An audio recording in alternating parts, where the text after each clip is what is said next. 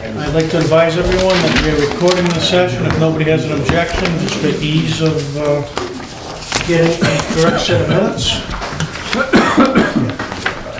And I would entertain a motion, being that we have citizens here, to move the cemetery, Oak Ridge Cemetery agenda item first on the agenda, so these folks can go home. If there's no objection and somebody wanted to throw that motion at me. If there's no objection, you can just do it. You can just do it. There's no objection. Since I'm making this motion. Well, can I have a motion? You don't have to. You don't really. I don't? Friendly. If nobody's objecting, you can just do it. Well, there it is. There's no First objection.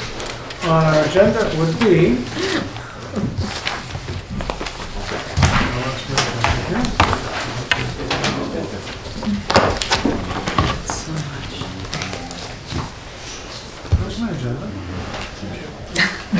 At least he knew his agenda. Yeah, true. Thank you so much. I think it's item 3 or 4.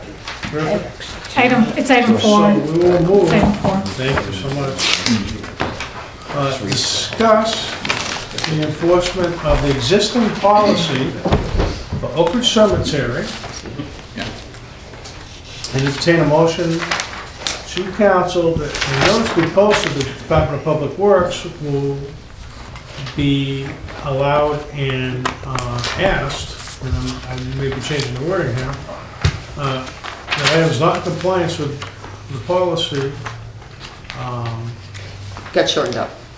Wow, this guy, I had this worded so much better. No, because you have to discuss it first. You had too much going on there. Discuss the enforcement of existing policy for Oak Ridge Cemetery, entertain a motion to council that yeah, I did have this worded much better. That we remove items that are not in compliance with the policy statement. Now, from what I understand, and just to set everybody on the same playing field here, this has gone back, from what I understand, 7 years. A couple of town managers ago. And nobody wanted to touch this issue, and I get it, because it is such a sensitive issue when we're dealing with loved ones after their demise. And certainly in this spot here especially, it's a cultural thing as well. But now it's been dumped in my lap. I would ask this committee, give me a hand with this, and we enforce the regs. Now, in our packets, we had the entire rules and regs, but the ones that are more specific, and I've outlined here, I'll pass them out, are very specific, which essentially gives you 12 inches in front of your memorial monument and no wider. And with the pictures I'll pass around as well, obviously some folks have certainly exceeded this. Again, it's been an ongoing issue.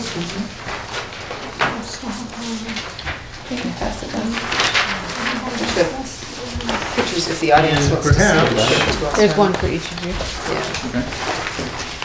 These are pictures that were given to us. Again, without, I got the Well, then they already got theirs. yeah, I got the actual file of the He was just giving the summary so that you had some. recommendation numbers, Yeah, I have the red. So I know what policy you're saying. statement, I guess is what it's called. I don't know. You might need one for Monique. Needs I got one. Okay. I don't need pictures. I know what it looks like. So essentially, there's some folks that are obviously breaching the rules that are clearly defined in the bylaws regarding Oak Ridge Cemetery. Department of Public Works is being overburdened by having to deal with this. And if you've ever walked Oak Ridge Cemetery, it is a monster place to try and maintain. And Department of Public Works does a tremendous job. And in all fairness to the folks that are adhering by the bylaws and to the folks that are trying to maintain the cemetery from our department, we should really lay the law down, in my opinion, And I recommend to this committee that we bring it to council and suggest that we give the Department of Public Works the authority to remove these items with a 30-day notice to all the folks that have loved ones in that cemetery, and we nip this in the bud this evening. And I'll certainly open up a discussion. So, Go ahead. Mr. Lazo beat you, but go ahead. That's Oh, all right. I'm Ladies sorry. before gentlemen. Absolutely. Council? thank you, Mr. Chair, through you. I remember this being discussed a couple years ago at a subcommittee meeting with Heather. Yeah. Probably and- just about a year ago. Yeah, about a year ago, yeah, we did. About a year ago? Well, to me, it was a couple. Seems like that. But nothing was done about this.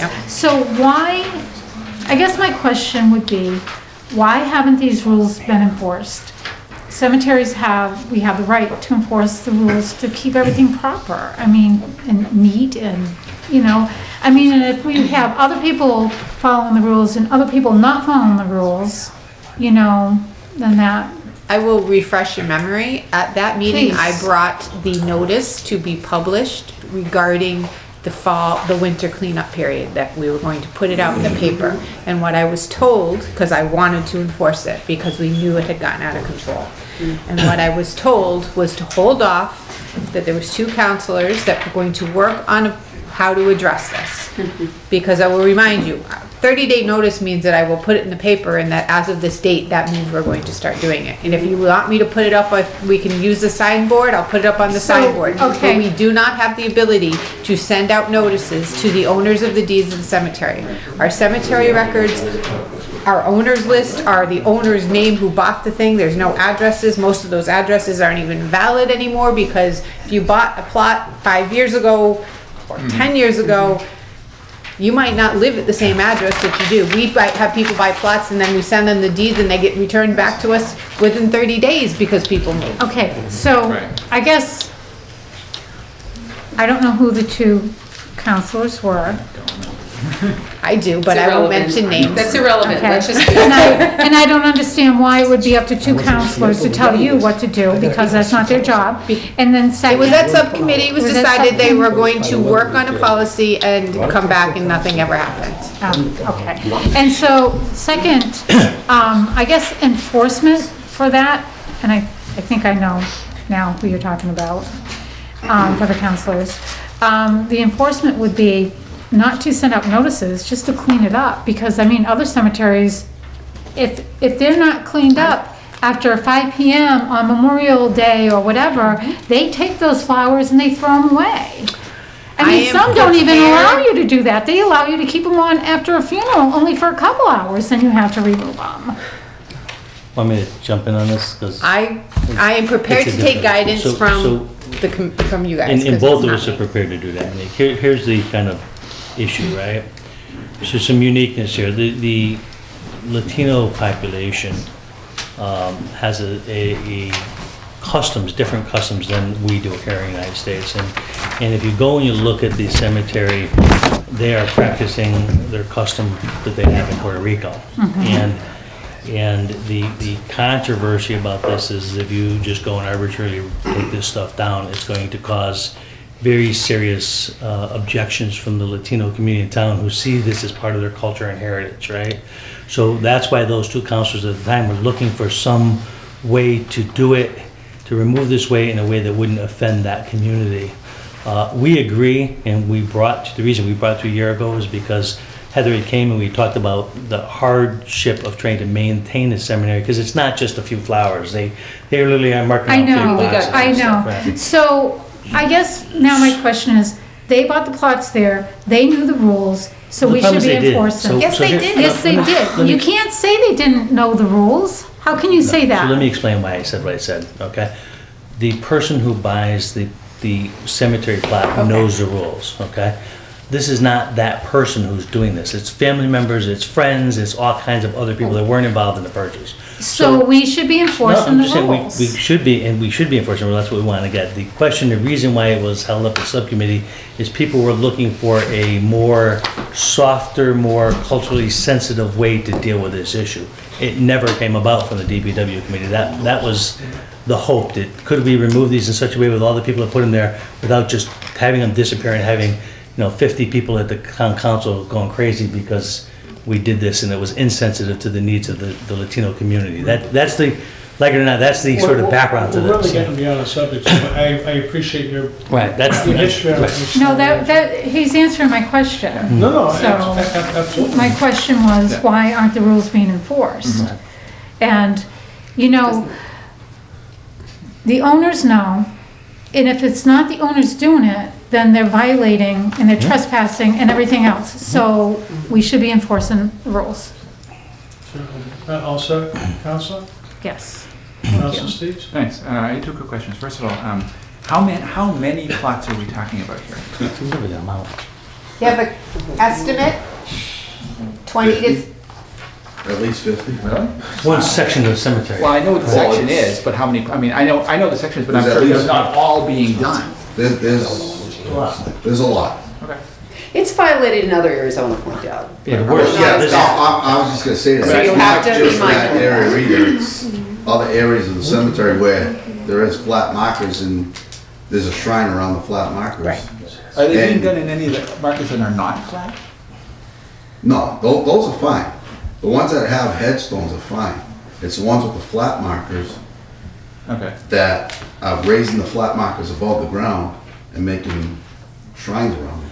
Oh, And when we put the markers in, I do a lot of it. If you ask Heather, I work in the cemetery office. Yeah, that's supposed to be. The markers are set flat in the ground, Right.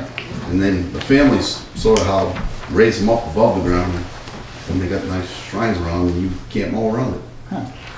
or you can't even put someone into the lot next to them because they've encroached on the lot. Yeah, in next. that Well, that's a section, problem. in that section there, you're losing about 8 graves that you cannot sell right now. Oh, And it's $600 a grave.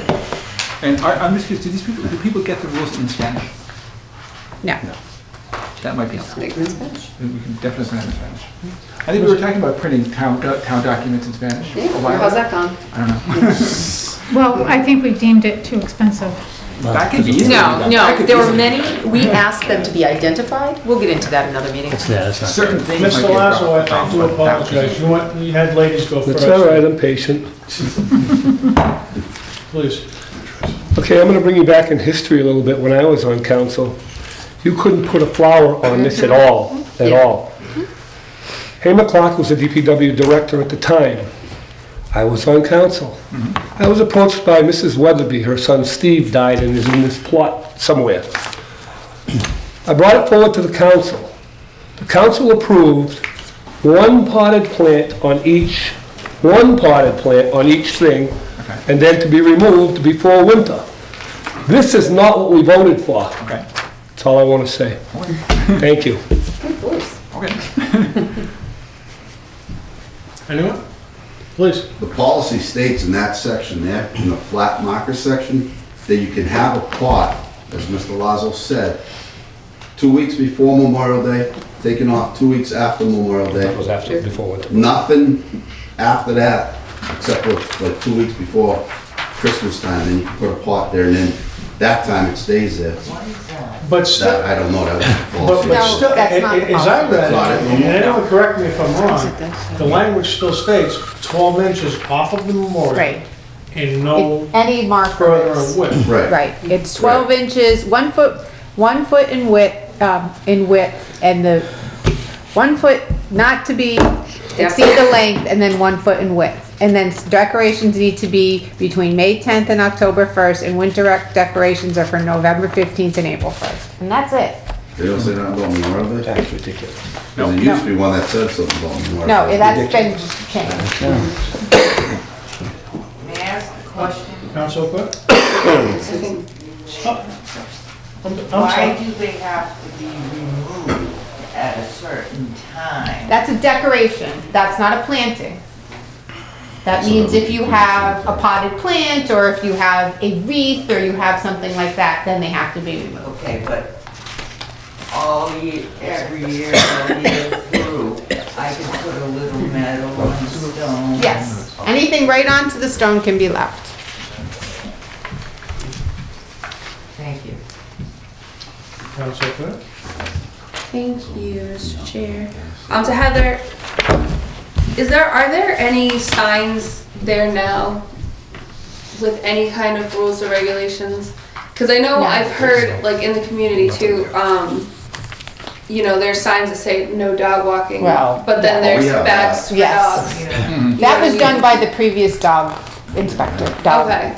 I mean, I'm just thinking maybe like something at the entrances of These rules and regulations are on the website. They are readily available to anybody who wants to look at anything for the cemetery. But to put this on a sign would be too onerous and expensive. If you want to put the decoration section on a sign, I can get a couple $100 sign made up and put it up there, but That might be a good idea. But yeah, I mean, if you only had the few, you know, like there's only a couple of things on here that are, you know, super important, like the flower bed shall not exceed the length of the monument nor 1 foot in width. You know, doing the shrubs one, you know, just having like, you know, 3 or 4 things on here to stop people from doing it in the future rather than. And you could say, see full rules and regulations. Yeah. Down at the bottom. Yeah, you know, like lots of public places have that, and then if somebody sees that walking in and, you know, they have all their fencing or whatever with them and says, oh, okay, I guess this isn't allowed, then it's gonna take some pressure off of your department too in the future for removing them. these rules and regulations are sent out with every deed. Every one of the nursing homes, the funeral homes in the area have a copy of these rules and regulations, so they go over it when people buy these lots. People are informed. Do we ever get any documentation that they've actually signed off on? No, they're that sent. they read them? No, but they're sent them with their deeds. When we send them a deed, we don't. Right. There's not a. But like the town manager's saying that it's not the owners, it's the friends and the other family members, the people who don't own them. If that's So now what they're you want us to do. trespassing and, This is a culture you thing, know, right? If you want us to put But something on, there's rules we and can make regulations. something. I understand what you're saying about agree with that, you. but even Puerto Rico has rules and regulations. Right, and Come so on. truthfully, what should have happened there is years ago, they should never allow this to occur. But now that they built this up and they put all this stuff on there, it's harder to rip it down than if you had stopped it from the beginning. Oh, no, it's easier. But you can do it, I mean, just without, I'm not saying, it's easy to rip it down, that's not the issue of ripping it, physically ripping down. The issue is, now that people have been allowed to do this for years, the community is culturally kind of, this is their thing, you know? It's harder to take away something they've had for years than it would have been if But, we had never allowed this okay. to move forward. But they've been Same. complaining for years, and we've been letting it go. We have people complaining and people doing. So, we need to just enforce the rules. And And here we are, Council. That's where we are, right? we were here last year too. We tried to do it last year. I and it wasn't here didn't happen. with you. Madam Chair? In the interest of moving this subject along and getting closure on it. So what I would recommend is that we put the decorations, especially in Spanish. I would also recommend that we will move forward with the cable access channel, the town website, the town Facebooks, whatever we do with new, you know, enforcement will occur on the cemetery. That's up to you to make that happen. I recommend that they be put into Spanish, as I said, and I would suggest that at the entry, if you say there's a board there, is there some sort of board there? Is there some place to hang anything? No. Something, no. Nothing, because it would be just as simple as to laminate the documents. People wouldn't see it. People drive right in, go right No, I down to get that but- area. but- Okay, let me finish though. As long as it's You're gonna posted. post something You can say somewhere it's and say, posted. look, it's at the beginning with, or go for full regs, go. But you could certainly laminate and stick it up in a few places and every, you know, once or twice a year, just replace a laminated sheet. That's like a penny, a nickel. I'll do it for Put it in you. that Legion field where we have a problem. Yeah, how about you put up one little sign thing with a laminated stuff right to it? Please notice. We had one years ago, Cheap. but 1974, when I first came to the I'm just board. saying, This we was can- actually in '07. Right. We can do as much as we There was can. one on a tree. right and now. I thought it was archaic. And you put a notice in the paper, and if you want, we can announce it at council meeting, that we're going to be enforcing the regulations at this field, at this, you know, as of the date of whatever. If you have not removed it, as publicly, you know, we put it in the paper, it's been It will be notified 30 removed. days. These are the rules that are in place, and you must adhere to them. Now, we could go one step further and be really nice, and you could bag up everybody's stuff and say, for 30 days, it's gonna be at the DPW, come pick it up, but. We did that once. You did that too? Still sitting downstairs. Right. No, you get rid of it. I'm not saying you keep Well, it. no, I'm saying, we did, No cemetery hoarding here. well, we did it 1 year, and it's all downstairs. If you really want it to Come be. get it, don't Yeah. take it. And from the cultural I'll try to standpoint, get it. I'm gonna say this, I get it, I understand, I've been to a lot of countries where they decorate their things, but even there are limits and they don't allow a lot of things that we see. But on the other hand, it's not just the Hispanics that do this. There are plenty of non-Hispanic groups that also do some portion of this, maybe not to the extent. So I say it's a disservice for us to say it's just a cultural thing. It is a community thing that's happening, and we need to get it under control, and we need to take back our cemeteries for the purpose of what they were for, and with respect, of course, to all. But let's just move on. Let's. Do you want the council to do this as a vote up there or something to recommend that? Madam Chair, What do you want to do? I'd have several hands up. in the Okay, audience. no, I get it. I'm just saying it from once we've done it, we talk about it. Let's just do something about it now, shall we? Please. Ma'am? Anne Marie Weatherby Lewis, 11 years ago, actually. 07, I came to the public forum requesting the policy to be amended so we could all be on equal ground. I came back 11 years after because what I saw is the floor was there. It's out of hand, it's unacceptable. Liquor bottles, empty liquor bottles. It's just, I can't comprehend what happened. I've been looking at it for years and did nothing. Then I came back and I said, this is wrong. The policy has to be followed. There are rules everywhere and laws. And this is the last time I'm bringing it to your attention because I'm on board with you. Yes, we need to leave little mementos. And I had suggested at public forum a few weeks ago, make a shrine in your home somewhere where they like to sit, talk, watch TV, and or outside. Then you can see them every day and speak to them. But this has to go, this is unacceptable. And I need to leave a memento, and I've known what to do for 22 years. I respect other cultures, however, this is a policy and you need to follow it. Thank you. Mr. Smith? I'd go one step further. I'd have the signs professionally done. Get them posted at the entrances. Anybody has a question, hey, read the sign. End of discussion. Why nickel and dime? Well, I'm with you. I don't see where this town should have to spend another dollar on enforcing something that's been in effect for the last 7 years as has been discussed. I hear you, we're trying to be fair to everyone, but I don't know, we need to spend another dime on this subject, and I certainly would recommend the council that we enforce this in 30 days. Certainly give folks an opportunity to remove objects and so forth from their loved ones' graves. Southbridge News, Telegram, and so forth. But having done that, I think we've done a due diligence.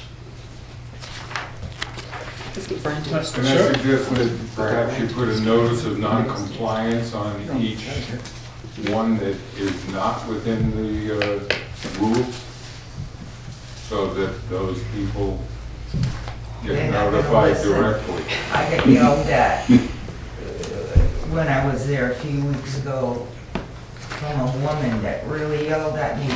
They were cleaning up, it's in the pictures with the garbage bag. And I said, you know, we're not supposed to have fences. And I said, I'm sorry I upset you, and I walked away. But when she was leaving, she couldn't apologize more. Well, here again, and I leave it up to the committee. If we take that approach, I'm of the opinion that it's just gonna prolong this. The rules are the rules. They've been there forever. This has been going on for 7 years. I said we nip this in the bud. Now, certainly give folks 30-day notice. That's my opinion. Council? I was gonna say that I agree with you for now, and then maybe, you know, down the line we can talk about maybe putting a sign up at the beginning, but to, you know, move this forward as quickly as possible so we can get all of that cleaned up. I would make a motion that a notice be posted that DPW remove items that are not in compliance with the policy statement at Oak Ridge Cemetery. Second. But I still have continued questions. Oh, sorry. It's okay. That's a second, Council? Yeah, I seconded for you. All in favor? No, I have questions. More No, for the discussion. motion, for the motion. No, more discussion. You gotta have more You have discussion. Discussion on the motion? Oh, Sorry, I thought I certainly. just. Absolutely. All right, thank you. If we're not all on board with the motion, certainly.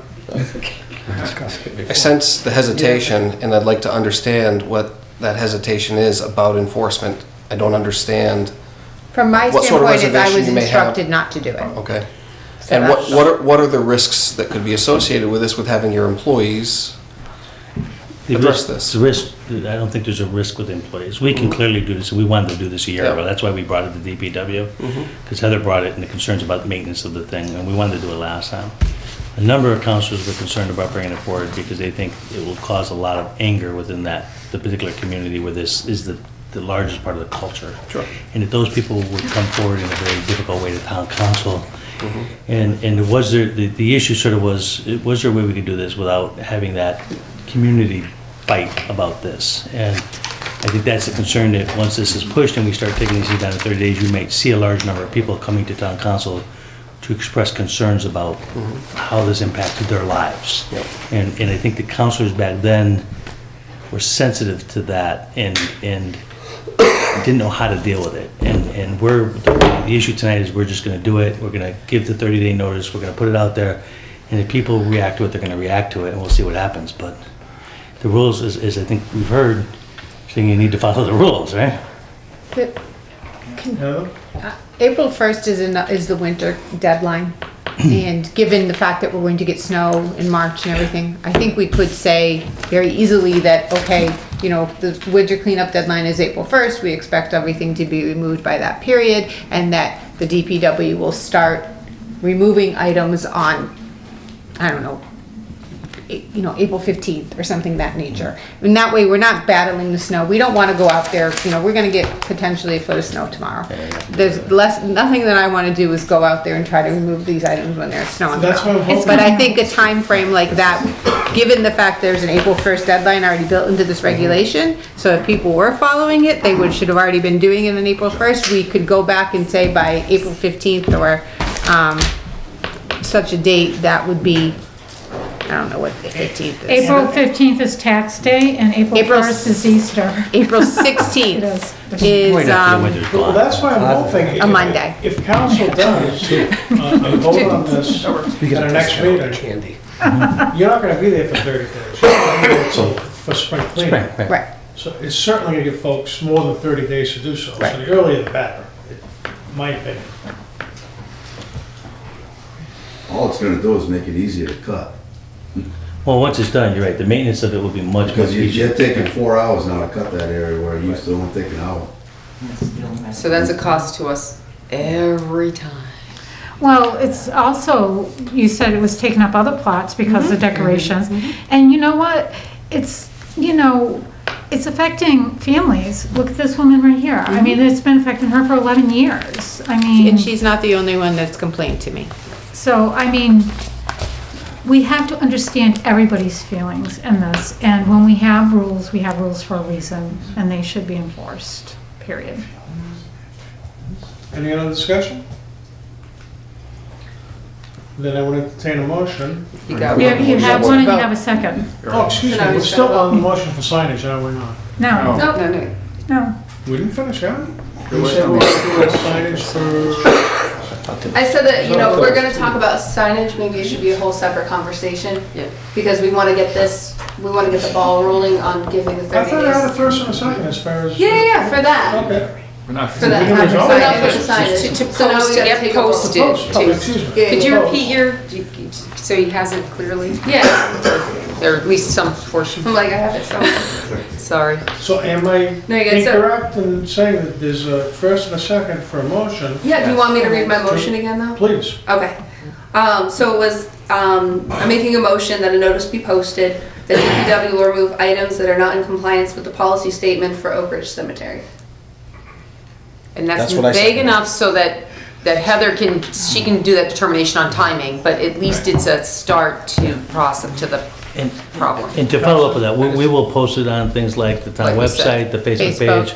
Well, once we figure out the exact way the wording of the posting goes, Right. we will put it out throughout the community, and probably what we need to do is talk to the media and see if they can do an article of some type, letting people know about this Oh, issue. she's That's here right now. probably, oh, the media here? Oh, One of the good. I'm sorry. meetings, yeah. So hopefully Sarah will write an article explaining it so people understand why this is being done. It's because the regulations say that, because it'll improve maintenance of the facility, it makes it fair to everybody.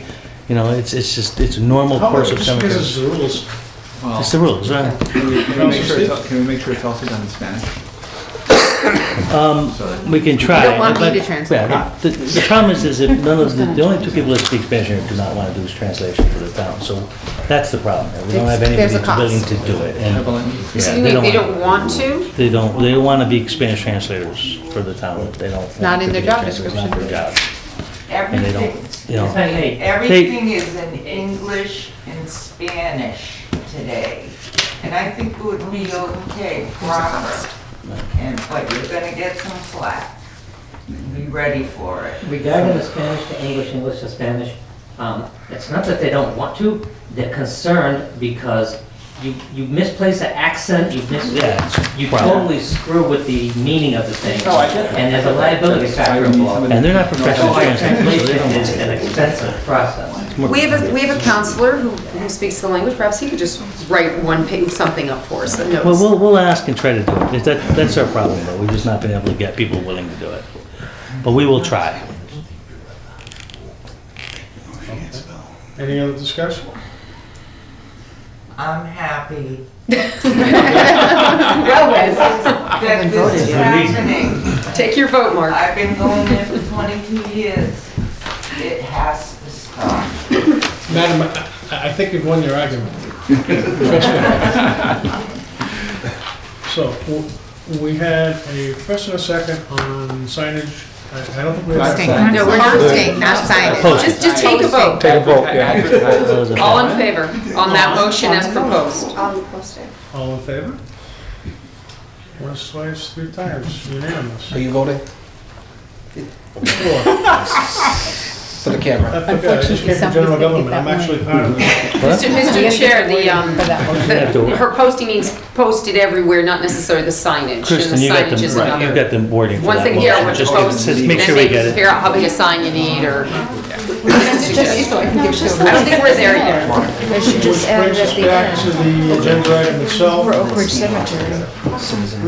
which I would entertain a motion to bring it back to the language that I first proposed, but I think that all followed up here. I thought it had much, Where are we? We already made the motion. It's We already made the motion. The Motion's already I done. think we need to move on with this one and go to the next. So the Kristen made her motion replace the motion that was on the agenda, so there'd be no need to go back to your language because the motion is as Kristen said it is. So that was what you just voted on, so, that was the full motion. Now Kristen's motion replaces this wording right here. I didn't hear the motion to recommend a council, unless I missed it. I don't, Kristen, can you again reread that motion? I don't think I heard it either. Yeah, did you not? I don't know how she worded it. So maybe you need to, yeah, you didn't say to recommend that council Although that's kind of have the town manager instruct the. Recommend the Yeah. council Right. Motion to. that a notice be posted that DPW will remove items that are not in compliance with the policy statement at Oak Ridge Cemetery. Right. I heard that. I didn't catch your first part. Thank you, Okay. Madam Chair. It's close. Perfect. End of agenda item then. Which would bring us to. Thank you, Councilor. That was 4-1 to 1. You haven't done 2 and 3 yet.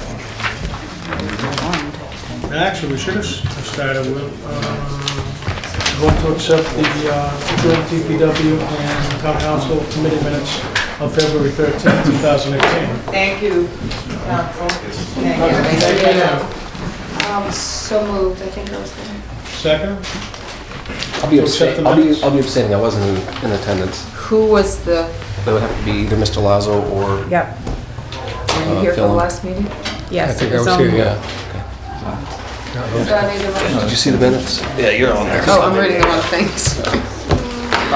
Yep. Yeah, I took the minutes, so. Oh, right, you did, okay, doesn't say this is a little different. Abstain? So I can, if you need quorum to vote on it, I can, because I was You here. have to second it. You have a second? You'd be the second. Okay, I'm gonna make the second. I was Actually, you here. don't need to do it. Yep. All in favor? Abstain? 1, 2, 3, and 1 abstention. Mr. Chairman, may I just make a quick statement so that the audience and the camera recognize that Counsel. I'm looking at my phone simply for the agenda since I gave you mine. And if you're in control of the meeting and Michelle needs a name, I've offered to make that statement to her quietly. So if I'm leaning over, I'm just trying to help her with names because there's a number of people in the audience. Thanks. Much appreciated. What is now agenda item number, still is number 3. Yep. Discuss a recent forklift purchase and source of funding. And before we get into this particular agenda item, I'd really like to set a tone here, if I may.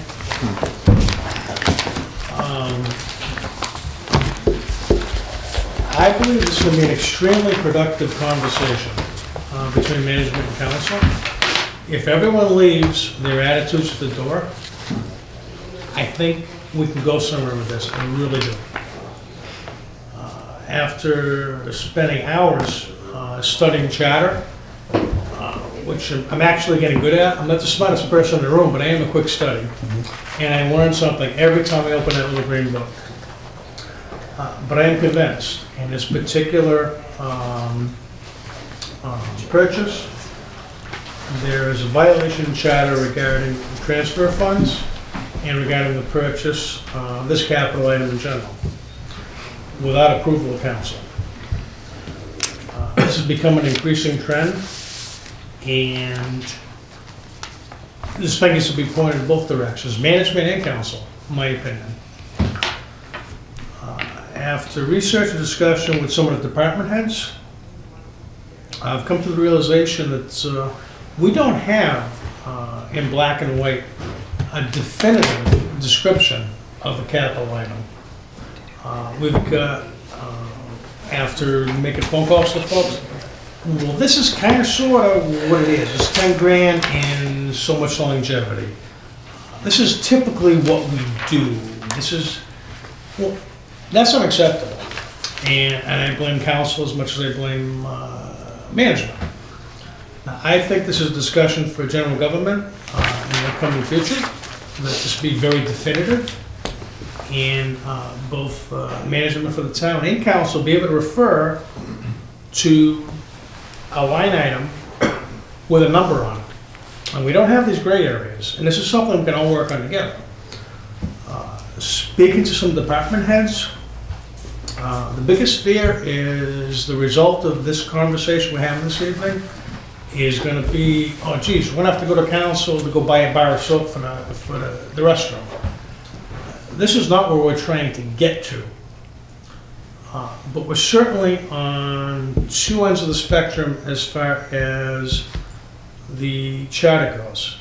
Now, if we don't all adhere to the charter as counselors or as administrators or as department heads, this form of government isn't going to work. And we might as well go back to selectmen or whatever the heck else, which I don't think suits this time. So we've all got to get on the same page here.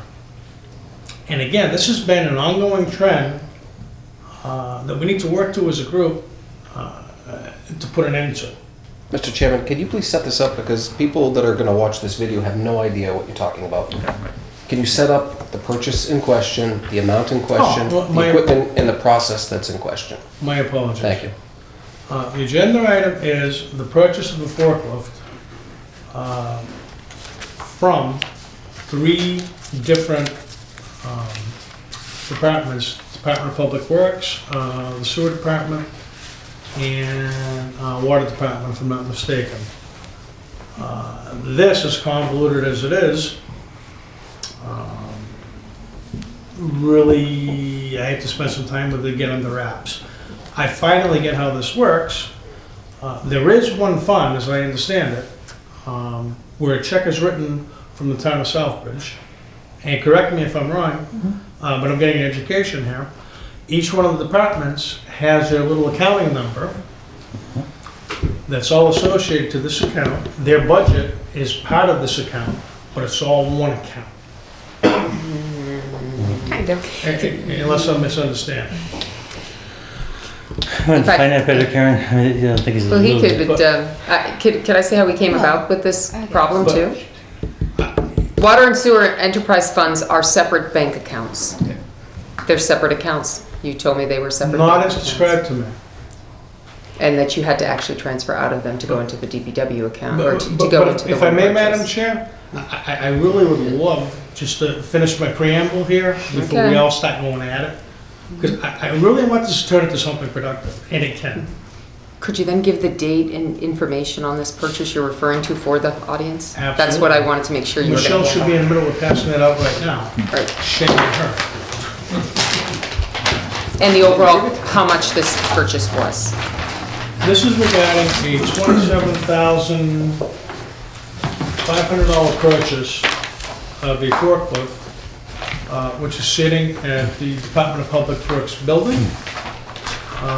The money was taken out of the general equipment and machinery fund for the Department of Public Works, water equipment capital fund, and sewer equipment capital fund. Now, here again, my interpretation, and after going through charter, this, in my opinion, is a flagrant violation of charter. Now, we can discuss till the cows come home, and maybe you folks can convince me otherwise, but that's where I'm at right now, and I have spent some hours on this. And again, I'm not the smartest person in the room, but I can read. Here again, I think this all stems from lack of management taking into account the charter, and lack of council adhering to the charter as well. There's a lack of definition here. In my research, trying to find out, what is a capital item? Well, geez, it's typically 10 grand. It's typically 3 years, 5 years, typically this, typically that. Shame on council in that regard. And again, this is something that will be taken up in general government. It should be in black and white. And there should be no gray areas as far as this goes.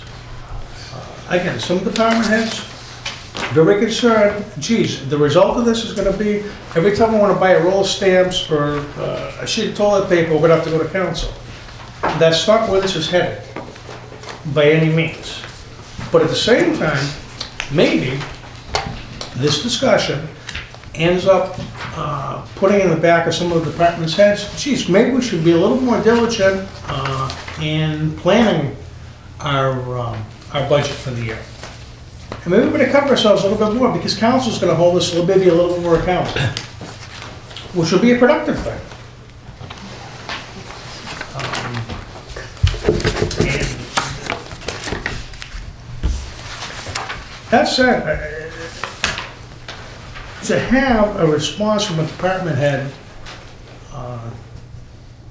and to resolve some of these questions I've asked and say, well, this is the way we've always done it, and this is our protocol, and this is kind of sort of how we do it. If it violates charter, that's not an acceptable answer. It truly is not. And again, I just want this to go in a productive direction. Mr. Chairman, can you please just make a point? Absolutely. Make a point to you that if you're going to say that there's a charter violation, lay it out. Because that's what they want to hear, that's what I want to hear, that's what the audience wants to hear. This particular purchase, in my opinion, in my research, violates charter in 3 or 4 different directions, but certainly in transfer of funds and in the purchase of itself, circumventing council. Okay, let's hear it. And I will open a discussion from there. But you didn't make your case. You're making blanket statements that have no substance. You hand us a packet of information without justification of your remarks, including flagrant violation. Are we just assuming that what you've highlighted is your backup? I would be happy to go through one step after another. If I may, did council? I'm just trying to have this be an open discussion and try and get us in the right direction as a council. I think if you want me to go through step by step and say where you can have that. I have this whole procedure was flagrantly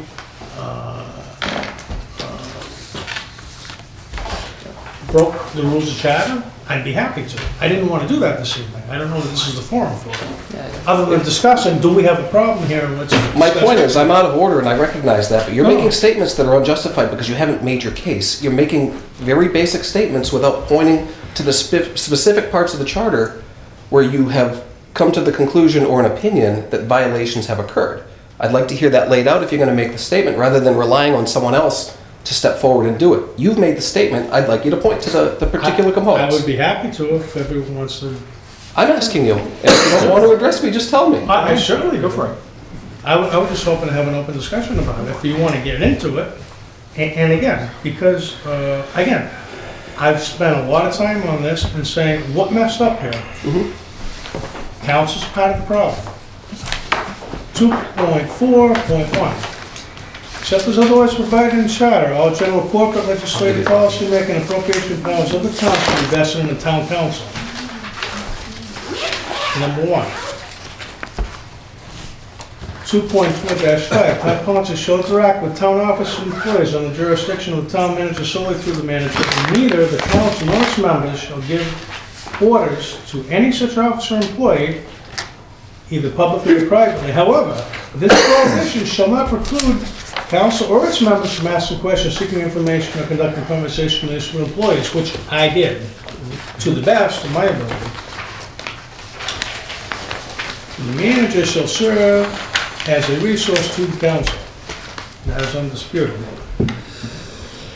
4.2.3B, keep the council fully informed regarding town and departmental procedures and fiscal affairs. Fiscal affairs, and here is problem number 1. We were not informed of the purchase of this forklift. We were not informed that there was an intention for this forklift. We were not informed that there was a need for this forklift, and the funds were not appropriated for the town and through council for the town, nor was the transfer of monies through the accounts. Section C of the same line item, to keep the council fully informed as to the long-range needs of the town. This purchase was not included in the budget. It was included in the DPW budget. It wasn't included in the 6-year budget. It wasn't presented to council at all as far as this is an upcoming need. Item D of the same line. To prepare, assemble, present to council the annual town operating and capital budgets. Again, this particular purchase is not included. F of the same item. Maintain an inventory of all real and personal property for the town, which is a responsibility of the town manager. Is this, here's a question, is this particular forklift on our inventory list right now? Yes. Asked and answered. H of the same item, except as otherwise set forth by general laws, shall serve as the central personager for the town departments. This is the responsibility of the town manager.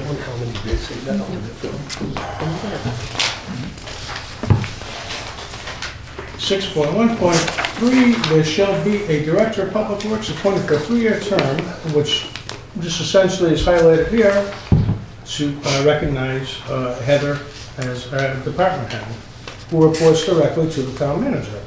You're her boss. Director shall keep the town manager and town council fully advised as to the needs of the town within the scope of his or her duties. And to furnish the town manager on or before the first day of March, each year, a detailed list of appropriations required during the next ensuing fiscal year for proper conduct for all divisions under his or her control, and to furnish a master plan for all major and public works for the town. This purchase was not included. It was.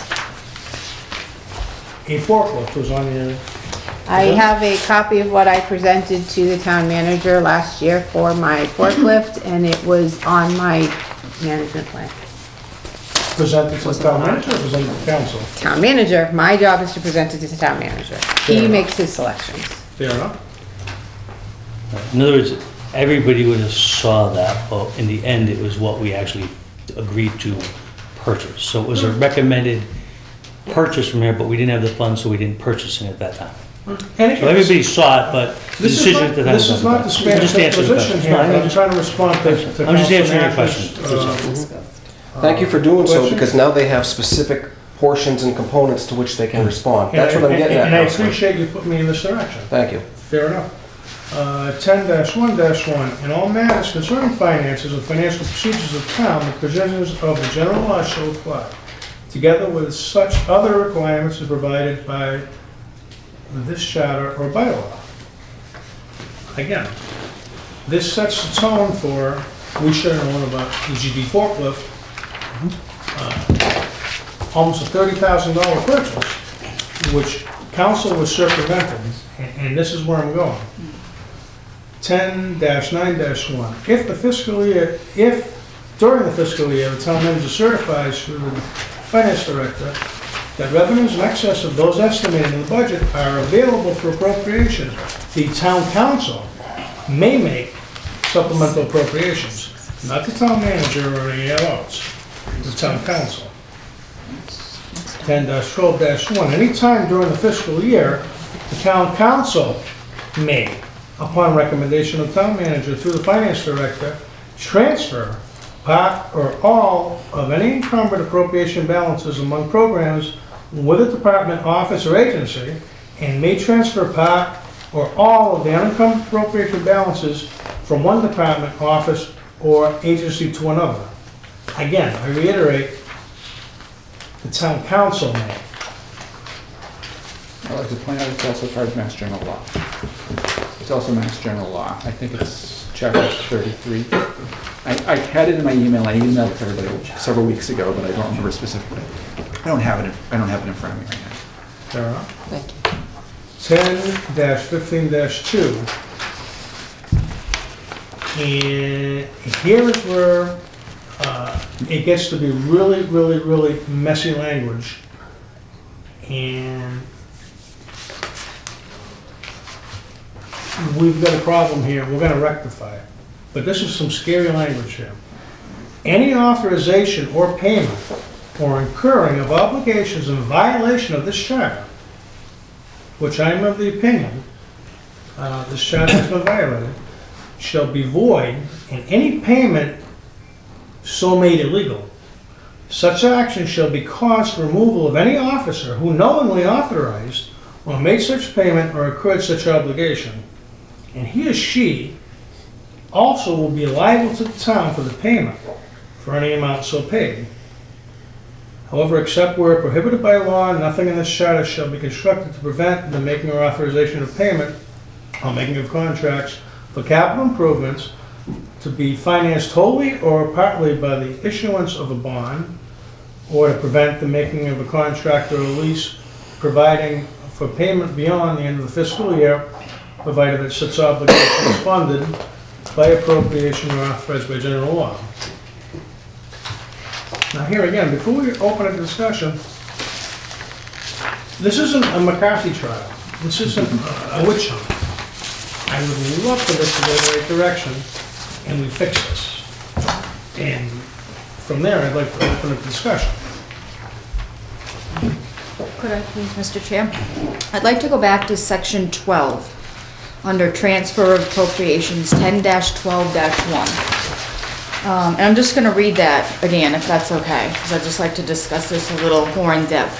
It says, at any time during the fiscal year, the town council may, upon recommendation of the town manager through the finance director, transfer part or all of any unencumbered appropriation balance among programs within a department, office, or agency, It may transfer part or all of any unencumbered appropriation balance from one department, office, or agency to another.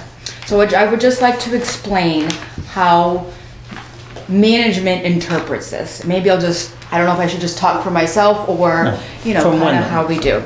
So right now, if there's a transfer from one department to another, it goes to town council. No question about that. If we back up any further, how we define a program within a department, there's actually not, how we define it is there are not programs within a department. A department is a program. And what we do when we pass the budget is we vote bottom line department. So that's how we're defining it. So that's why we're saying that we can transfer between line items within a budget, within a departmental budget, because the department is actually a program. So I just want to put that out there, is that's currently what we're working under. I'm not going to go back and say whether we've always been doing this. I'm not using that as any type of a reason or excuse or anything, but that's how we define it. Council? Thank you, Mr. Chair, through you. I have a question. I remember a couple years ago, I think, maybe 3 years ago, we asked that large items that were requested, like trucks and stuff, we have a form filled out. So, and then it comes to council and we approve it.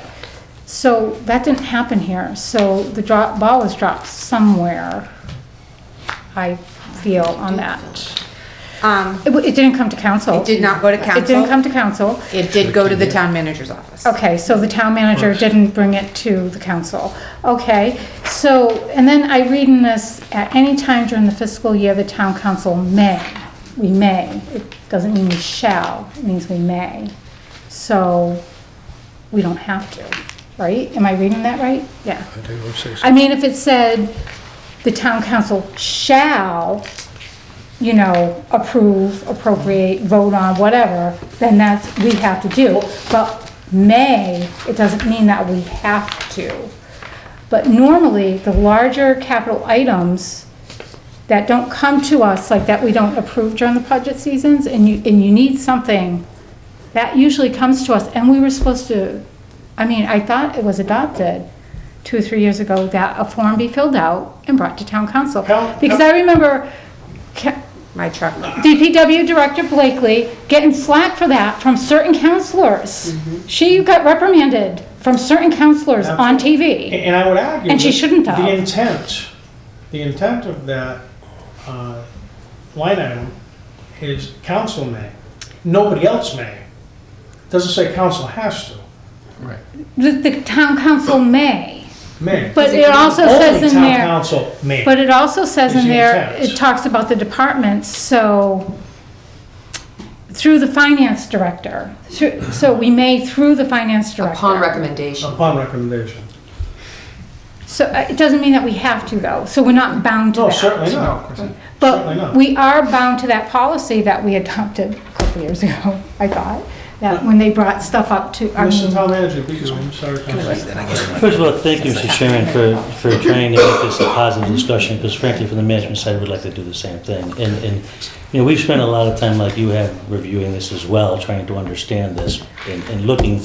We spent a lot of time looking at 10-12-1, because that seems to be the key to this whole issue. My understanding in talking to our town accountant, talking to Heather, talking to all my department heads, is that the interpretation of this section, it was interpreted that a program is a department. So the whole department, with the impression, and this has been going on, I'm told, since 2004, is that about the ages? But I've been told that this has been going on a long time, where transfers could occur within department, but they couldn't occur between departments, right? So DPW, the water, the sewer, and the DPW is considered one department, DPW. Please, like if we try to, is one, it's under one department, it's one department, but there's separate sections of it underneath the department, right? So if you were transferring, as Karen was trying to explain. We didn't if you transfer. Yeah, we didn't even transfer here, but let's just, I'm going back to trying to explain the issue. If you were transferring funds from the police department to the fire department, we completely agree that the transfer has to be approved by town council, and that happens all the time, okay? Transferring within a department, if the program is a department, then the interpretation of that is that you don't have to go to the council for that, if you were to do a transfer. Nor has it been done for years. I think you have a very weak argument there. Well, the argument to that, Mr. Chairman, just to understand, the argument to that is that this has been going on for years and years and years as a practice of the town council. This is how we've always done it. Is not an acceptable. Well, again, it depends upon upon. one of violates charter. And this is what I'm saying to you, Mr. Chairman. I think the drafting of the charter and the wording of the charter is not as clear as it could be. And if that charter was drafted in a different way, I think this would be a lot clearer. But this is, some council at some point, sometime interpreted it this way. I bet you're there for some issues, not this one. This has been the practice for since I would take it way back when. I would take it a task in this particular process. Council? A couple of points. To go back to section 10-12-1, the way I read it would be, and I agree with what Ron just said a second ago about it being unclear, because it is a little unclear. But I certainly would read the way it's currently phrased as the town council may, upon recommendation, blah, blah, blah. We cannot make a decision if we've never been told. That's obvious. And we were not told. Which goes back to the town manager's Absolutely. job to inform council. Exactly, I agree. But what my point there, so we certainly could, it's not subject to this particular discussion right now, but we might want to consider doing some rephrasing of that to make it clearer. But that's not really subject to this discussion right now. But one thing I was thinking about. But it will be one for general government, certainly. It very well be. And I yes. want us all to learn from this, I Absolutely. really do. Absolutely. I really do. Just to clarify, it has to go to the ballot. Vote. It has to go to the ballot. We just can't change the charter. Right. It has to go to the ballot. Has to go. But my point is There's a anyway. stack somewhere. Exactly. And maybe tonight is it. But my point for that is to go on is that I think as far as what you were saying about sewer, water, DPW, although they are under the same umbrella, the water and sewer departments are legally separate entities by definition, by law. We can't just raid the water and sewer funds to use. We did. First of all, we did. Cannot do that. We didn't. Against the law. We didn't. We use this piece of equipment, and I actually have backup that says this piece of equipment is used by every single department, including the school department, which we didn't ask for money from, but it's a multiple use for multiple departments. Therefore, each department funded part of it. I'll do respect to him, but this is not the conversation. Well, but I think that people are You could have saying bought we a brand new transfer. Cadillac and everybody uses it. Great, that's not the point of the conversation. I You agree. can't go make a capital People expenditure use to the it. tune of almost $30,000. I'm not saying that, but we did not transfer money out of the water or sewer department. This is what this section refers to. What it says. No, we did not transfer it out. We spent, we you. paid money out of it. Thank you, Director Blakely, and I don't disagree with the fact that you're sharing it amongst the various people who participated in the purchase. We should do that. I don't disagree with that. That happens. We should be doing that. Okay. However, I want to make something very clear. Chapter 14 of our charter, section 1, intent of notes, note number 2. The commission who did this charter, some are still around here, clarifies if it is ever unclear as to the proper way in which any power of the town is to be exercised, or by whom any power of the town is to be exercised, the town council shall, consistent with section 241, which our chair read tonight, provide for the exercise of such power and for the performance of all duties and obligations imposed upon the town by law. So, I think we're clear tonight that the interpretation comes from this council. Okay, having said that, we'll move on. So I don't disagree with your statement of who's using it. I do have a problem with, because it has been stated, I've been here 9 years. You've been here way before me 14. and more. And there are other members in this audience who have been on council and beyond. And this purchase came up in the public by a lot of people. when we did our little tour that Councilor DePietro, Chairman DePietro, arranged for us, and I saw this forklift, I was blown away, because I thought, we had discussed this a little while back, a couple of years, or whenever it was, that we might need a forklift, but I remember at the time, because actually Councilor Lazo was like, oh, that forklift's not so good. He was a citizens member at the time, I believe, on this committee, as he still is, and didn't know about this purchase until he was told about it. And we, at the time, we have bought trucks. We have bought $200,000 trucks. We have bought sanders and plows and all kinds of things. And in the capital budget, from the meeting that we had on May 15th, 2017, this was not one of the items that came forward from DPW. From him. Excuse me. And to clarify, this was not one of the items that we forecasted and voted on and approved of in our capital budget. And to the point of definition, I realize we don't want to have one on the books, and I also asked our finance director, Karen Harnoy, about what is a capital item, and I commented that I believe you mentioned it at the meeting, and I found the meeting minutes, and to which Mr. Smick had asked, former Councilor Smick had asked, what the present definition of a capital item is, question mark. He stated in the past it was a long-term expense used in multiple years. Some are one-time but expensed over years, like books, vehicles. Years ago was 5,000 or over and usable life of 5 years or more. Ms. Harnoy said, generally a fixed asset with at least $10,000, 3 to 5 years of life. The auditor says we should actually increase that, I guess the years of life, maybe from 3 to 5 or whatever they say. Those were direct from the minutes, and that actually corroborated what I asked you the other day as to what a capital is. Now, while it may not be on the books, there is industry standards, and I trust our finance director for those industry standards. I only point that out because that discussion was held May 15th, 2017, so it's not news to anybody who paid attention at that meeting or beyond.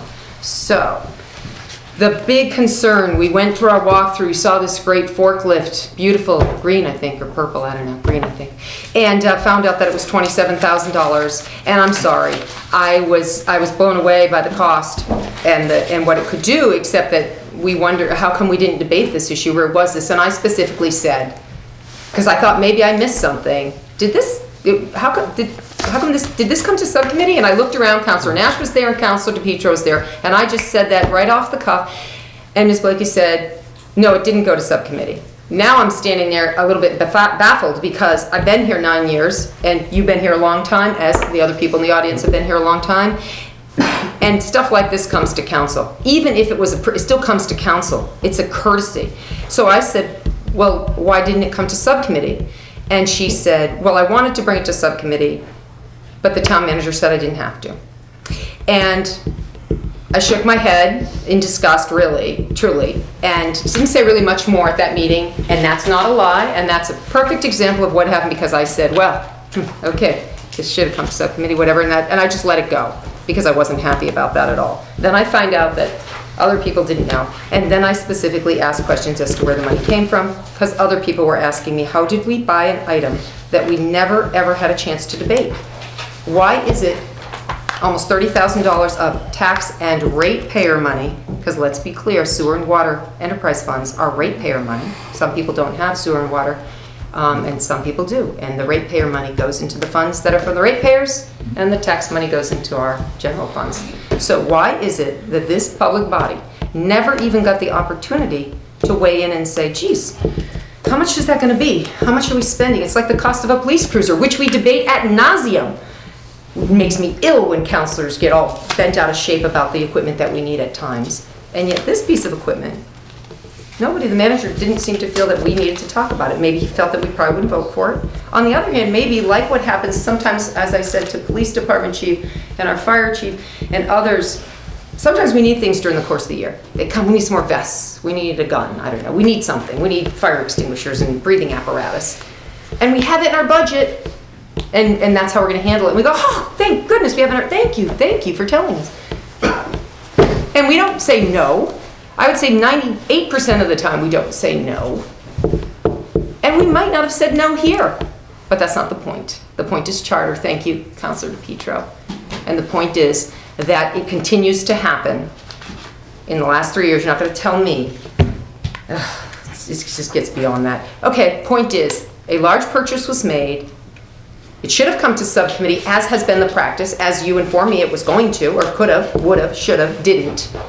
And I sit here at the end of my 9 years of accountability with this purchase of stuff, and I go, why didn't we get a chance to discuss? Can't we get a secondhand one? I believe former Councilor Lazo said we might have been able to find something a few years old, didn't go 20 feet in the air, little bells and whistles less. Maybe not, maybe not. But did we need to spend $28,000 on most of town money? We'll never know, because we have an invoice, we paid it, it's done, it was approved.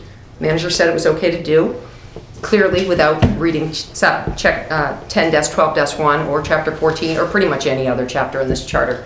I think I've made my point pretty clear. We commented about the auditor last fall, or excuse me, last spring or so, when we said policies weren't followed, charter wasn't followed, read the charter. We've been asking for the charter to be adhered to all along, and it continues to not be adhered to. Buck stops at the top. And I don't know. I don't have anything further to say about this item. I'm disappointed. Thank you. I hope somebody else has something better to say. Mr. Lazo? Thank you, Mr. Chairman. Kudos to Heather for getting the forklift that we needed. I saw the thing that you had. We only have one bid here. Do No, we you have? actually have more bids. Okay, did you we give have them to 3. all? No, I wasn't asked. I mean, we have 3 bids, so. Okay, I think you should have gave them to all the councilors, so they could have seen it. Okay, that's, It is attached to the voucher too. okay, all right. And the way it was purchased, I have a problem with. Nothing to do with you. Mr. Town Manager, I don't agree with how you did this. I really don't. My years on council, I've never seen this done this way. I think there are a lot of questions that are not answered, and Councilor Chairman DePietro brought up a few points here in the charter which have to be answered. I am just in awe on how it was purchased. I'm not against getting the unit we needed, okay, and I'm glad it's going to be used by all departments, not just one. I'm a pro-equipment guy in my field. If it doesn't run, you don't go to work. That's it. So, in that said, I think it was how it was purchased is I have the biggest problem. Thank you, Mr. Chairman. Any other discussion? Mr. Smith? Thank you, Mr. Chairman. I'm not questioning the need for the forklift. Again, and I'm like a broken record. I want to talk about process and procedure. Now, there is one appropriating body in this town, and only one. That's council. Nobody else. Now, last year and I've always referred to it as the general government spend-a-thon. We had that 2.8 million in free cash. Now, I attended that meeting. Now, there's no question this forklift is a capital item. Now, in the town manager's capital requests for all kind of money, forklift wasn't on that list. Now, when was this purchase made? September. September? Yep, September 29th, Okay. 2000. So, the purchase was effected without an appropriation of money by council. That's number one. Number two, department heads, finance director, wrote the check, paid the bill, not appropriated by council. And at the time, it's my understanding from what I can hear tonight, council wasn't even informed of the purchase after the fact.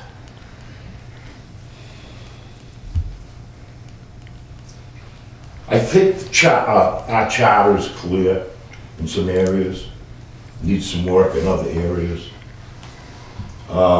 We go through a budget process for a reason. When council appropriates, let's use Heather's budget, she needs a lawnmower. And it's stated, and council votes and accepts that budget and appropriates that money for that lawnmower. She can't go out after and say, I'm not gonna buy the lawnmower, I'm gonna go buy a couple snow plows. Can't do that. Not authorized, and the money was not appropriated by council. The communication between council, I've said, this is nothing new that I'm saying. I feel council doesn't communicate amongst itself. And by this case, it's also obvious that our administration in town is not communicating with council. And the charter says differently. And that stuff has to change. Because of stuff like this transaction, continue, things like that keep happening. Really, for council, it's making you people irrelevant. In this form of government, you're my representative, our elected representative. If you're going to be rendered irrelevant, it's going to make me, a resident, irrelevant. And that we're not going to stand for. And I'm going to tell you, what is it? You were right, Mr. Chairman, earlier, when you said it's going to create interest in some people out in this town. To maybe that this council form of government has lived its term. Maybe it's time that we go back. And believe me, that's being said out there. And I'm willing to bet on the next election, if there was a referendum question to make that switch back, it would pass in this town. And this form of government is gone. And we're going to switch to an inferior form of representative government. The stuff cannot continue. And if it does continue, it's going to be because council allows it to continue. It's your responsibility. You people of the watchdog, you have oversight responsibility over these departments, over the town manager. Things have got to change. That's it for now, Mr. Chairman. Thank you. Thank you, Mrs. Smith. If I could, I would like to respectfully disagree with Mr. Schmidt. The money is appropriated by town council for each budget. It is voted bottom line. However, in the budget meetings, we do go over line by line about what is expected it to be spent on. However, it is a budget. I would agree in certain instances like this, like capital, that something like that should have been discussed at a subcommittee. However, the money is appropriated, and I would never pay something that is not appropriated because that is unlawful. So that's where I disagree. The money is actually appropriated. It's in the DPW budget, it's in the water budget, and it's in the sewer budget. Because we vote bottom line, and again, when I said that before, we consider it a program. Again, I would like to say that I do feel, that the capital things should be discussed. But it is not true that the money was not appropriated. It absolutely was. Not maybe for this specific thing, but bottom line budget, the money was appropriate. I wanted to make that very clear because that comes back to all of us. We would never do anything, spend on anything when money is not appropriated. If I may, before we move on, because your opinion and your experience at this entire table, I think, takes precedent over anybody, pretty much. So I bring you back to charter. Can any department get a $27,000 item, be it a Cadillac, a forklift, a fire engine, police cruiser, without approval of council? Simple question, yes or no? According to charter. Obviously it has happened, so the answer is yes. Because this forklift happened. All right, let me Is it supposed rephrase. Yes, obviously it can happen, it did happen. Yes. In your opinion, regarding your position, do you believe or do not believe it violates charter? No. However, it should have been, I believe it should have been brought to subcommittee to be discussed. Because what's happening in this case, If it doesn't violate charter, why should it have been brought to subcommittee? Why should it have been brought to council at all?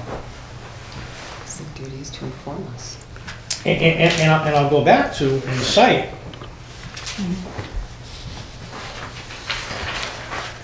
Which again, I really think I'm stating the obvious here. And again, I really was hoping it was going to be a productive meeting and not start pointing fingers at people. But my goodness, I mean, it's so obvious. I just wanted to defend that, just to say. No, no, no. You know. And again, and I'm very thankful that you're here, because anyone to explain how this actually proceeded would be you, certainly. And we appreciate your presence here. Prohibition.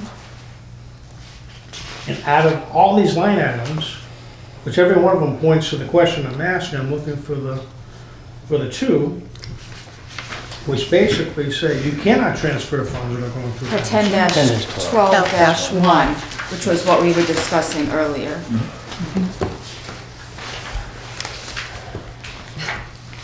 I feel it really depends on what you define as a program. And that's probably something that has to go forward. We're not discussing a program, we're discussing a capital purchase. But it does unencumbered appropriations among programs within a department. You're saying a department is a program. It says unencumbered appropriate, yes, we appropriated it, you're right, it says we did. Right. Unencumbered appropriations, it's by the town council, can decide that it can go between, may allow it to go between any unencumbered appropriated funds. By your comments and everyone's comments, we appropriated the money in the budget. You're absolutely right, we appropriated it for DPW, or for the water and sewer, which is under DPW, but separate accounts. I don't disagree, but we go back and say unencumbered appropriations. That means the money we didn't use. Correct. Right? Correct. This is money we weren't going to have to use for anything else. You identified it as money not to be used for anything else. Correct. It should have come to council. Plain and simple. It says it right there. Even if you want to use your saying that a program is a department is a program, it still says unencumbered appropriation balance among programs within a department. Unencumbered appropriations. That's any money left over in any of those little accounts that you want to whittle around. But it's not about the little amounts. We're not talking about that. This is a big amount. And history in this town, you want to go back to 2004 or any other time, or something that we make people sign papers for now, whatever, 9 years or more, you don't make a purchase like this without discussing it with your legislative body. You just don't do it. Charter says, unclear, come to council. Not the minute, come to council, ask us. And in your defense, thank you, you tried. Honestly though, if government is getting the way it is in this town, where department heads don't do what they believe is the right because I hate to use the term, so I won't use it, you know what I'm getting at. If department heads are not willing to stick up for what's right in their department to what the policy they believe is in this community, with this council, with any council, there's something wrong in this community. There's something wrong in our government, in our administration, and here. Because we rely through communication. We can't tell you what to do, but we rely through communication as to whether our community is running. The taxpayers voted for people, whether they still like them or not, to represent them and to make sure the governing body, the administration, everything is working well. And I expect our department heads, when they have issues, that they could come and say, hey, just a heads up, it should come to you. It should come to council about stuff that you know is in charter. Maybe we should have another charter lesson. Clearly there are people that we pay who don't bother to take the time. So. Mrs. Town Manager, I'm sorry, but certainly. Wait, just to respond to Mrs. Howard, and I respect her in her position. Can somebody on council show me in last year, this current fiscal year, where there's a line item for the purchase of a forklift and that council voted to appropriate that. Can anybody show that? Now, number one, it wouldn't have been in the operating budget because by definition, it's a capital expenditure. So it would have not been in operating. And again, we saw last year what happened, what capital items you did act on, and the ones that you didn't act on. The forklift was not on that list. So I will challenge anybody that it was appropriated for last year. And if it was appropriated for as a single line item, why did you have to take money out of 3 accounts to effect the purchase? And I know that it's shared, I understand. To my knowledge and my research, no, it was not, to answer your question, unless somebody can throw it up there from the administration. Mr. Manager? Yes, I just have a question on the process, right? So I'm trying to understand how this plays out in whole, right? So we need to, if there's an issue of clarity, I'd like to kind of get to that tonight, right? So my understanding that over the years, a lot of transfers have been done from one account to another, right?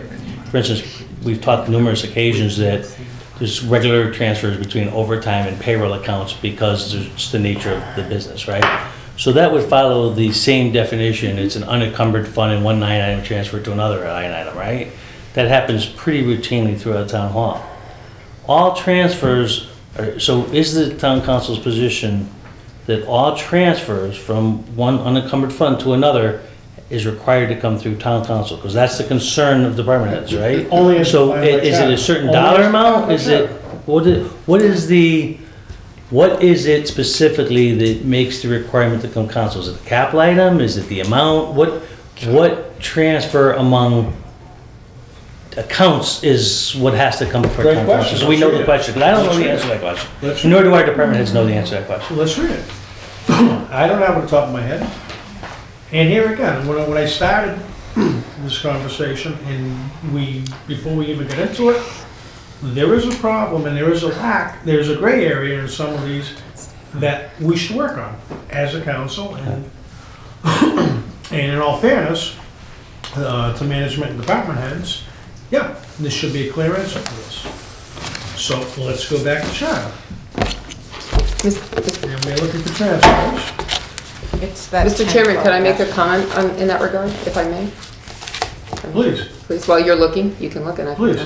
So, no, I don't agree with that, I don't agree that everything has to come back to us in that respect. When we go through our budget and we talk about how much it's gonna cost us for our projected overtimes, our projected, all these things that we talk about, we have to pay them, we've talked about it, we've discussed it. That is something that we anticipated happening. If you then need to pay that anticipated overtime, then that makes sense. You're under your department. You got to use your money to pay those types of things.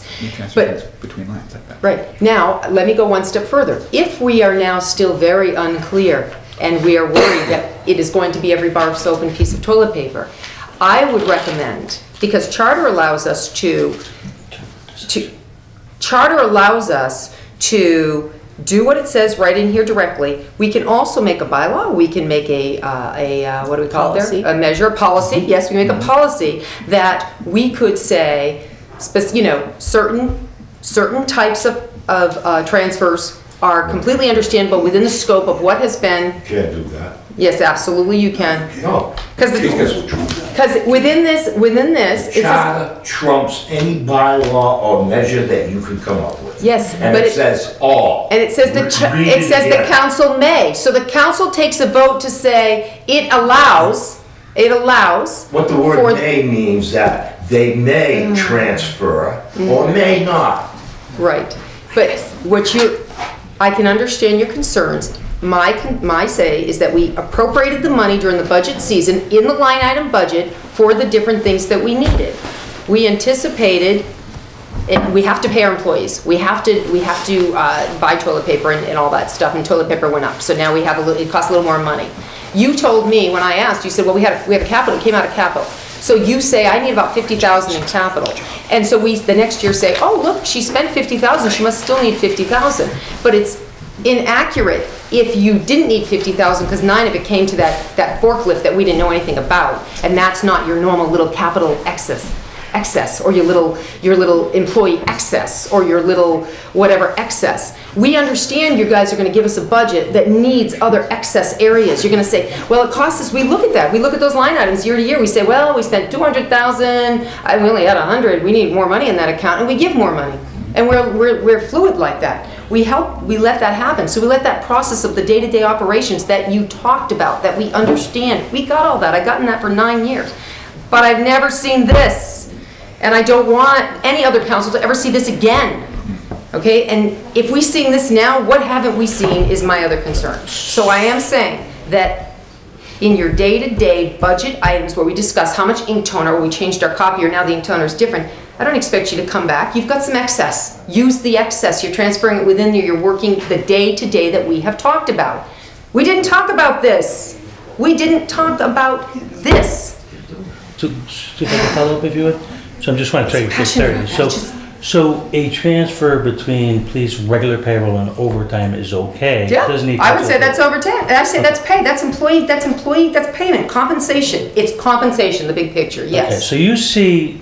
But if you have to come back to us because the snow budget is all screwed up and you've got like, oh my God, we're never gonna make the overtime and I want to take, I've got money over here. I would like it to be paying for the people instead of for the capital piece of equipment. Then come back and just tell us that at a subcommittee meeting and then we'll say, okay, we should just put that on as a motion. It takes seconds. So I get the easy. If I could through you, Mr. Chairman, I get the communication piece. I get that.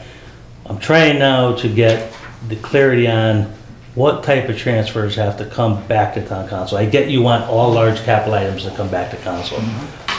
Trying to understand. This is a discussion for general government. Well, it's important though because it's really important part of this discussion. And you really can't compare overtime expenditures versus a $27,000 capital. Well, you can. And we're missing the point of the discussion. We're discussing this and we have a whole lot more to do, but we're pretty much making it clear. And I do believe our department head knew deep down what this needed to be. And it wasn't, and that's it on this one. I think there's a lot more to probably be said on this. If we keep saying, you know, this, I'm not sure where council wants to go with this, but honestly, this is a breach. This is a huge breach. The audit situation was a huge breach. Somebody needs to read the charter, and it's not being done, so. Council Nash does have the floor next, but I did find your point in section 12, transfer of appropriations. At any time during the fiscal year, the town council may. Right. Not the town manager, not any department head, not the janitor, not anyone else, but the town council. May, upon recommendation of the town manager through the finance director, transfer part or all of any income appropriated balances. Every transfer. Town council. So Mr. Chairman, it's very explicit. That's exactly the point I'm trying to make here. The way, if you want to interpret it that way, that means that every transfer from one line item to another line item has to go to council. That's what you're saying. That's what Mr. Smith is saying. Yep. He's saying that if you want to interpret it that way, every single transfer from one line item to another has to go to council. That's a serious issue for all my departments. Absolutely. That's the problem. That's why I'm trying to get clarity, and I don't know what does need some work. And I'm not arguing this line item to death because it does need a little bit of language added, but the intent, the intent of this line item was certainly violated. In this case, my opinion. But again, I'm saying to you that if you want to read this literally for what it says, then this goes across every transfer within every department if you want to read it that way. What we would like to work with council on is some resolution where that's not the case. Now, Mr. Smith is saying you can't do that without a charter change, is what he's saying. He's saying you can't do that. I would suggest that you can interpret, council can interpret the wording of this, council, that's why you interpret the wording. So we need further discussion because if we don't do this on every line item, if that's your interpretation, then we would always be subject to violation of the charter. That's our fear here, and we don't know how to do that given where we're at now. Before I give the floor to Council Nash, I will again say, yeah, there's some gray areas, but a $27,000 capital expenditure on a forklift is not a gray area. But that could be 7,000, that could be 5,000. You have to decide what that is. I don't know what that number is that makes that work. That has to be an interpretation of what that means. I beg to differ, Mr. Town Manager, to Council Nash. Thank you, Mr. Chairman, through you. I appreciate your opening remarks where you requested we leave attitudes at the door, myself included. That hasn't happened tonight. Councilor Clements is whispering at the town manager at the end of the table here, as we saw at council a couple of weeks ago.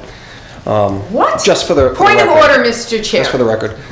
Councilor Nash is out of order with his, I was not whispering at the last meeting. Ask Councilor Steves. I did not speak with him about that, and I'm not whispering I could hear you. to town manager now. So my real point of this, Mr. Chairman, is Could you point of order because he's out that of was order? a fact. And as a matter of It was fact, not a beyond fact. that, here she goes again. We are at a point where you haven't presented what your real goal for the discussion was. So what recourse, what frame of, or what sort of action are you looking for here? Are you looking to fire the town manager, which was the elephant in the room, I'll say, because that's what my expectation was when you bring up such claims as the last statement you made out of charter about recourse when it gets down to reimbursement to the town if there was indeed a violation. So can you please, or if, you know, Councilor Clements prefers to do it, state for the record, what are you looking to do here? Because I see the next step as bring it to general government and let's review the policy and the charter. I would be happy to, I think what I'm going to say is to reiterate, and maybe I misstated it, to set the tone for this meeting. Number one, I didn't want to, and this is really strong language, I didn't want to go here, I didn't think this was a proper forum for it. All I wanted to do, and God bless Yvonne, but do we have what I suggested, the way this agenda item should be described?